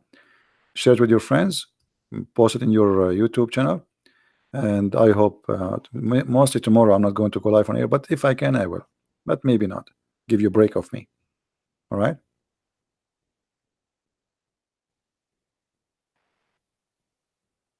Mahdi, Saddam, he killed many Shia after the USA armed them. Before the Shia never dared to open their mouth. Give me a break. Saddam, he started that because the war is two-part. George Bush the father and George Bush the son. So give me a break, Abdul. You Shia never open your mouth, never dare to open your mouth all your life during Saddam Hussein until George Bush the father come.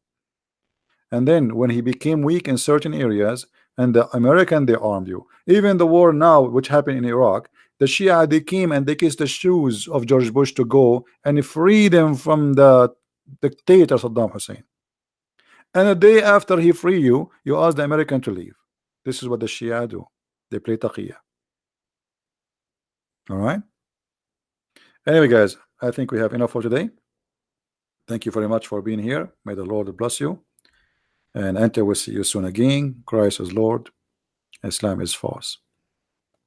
And take care.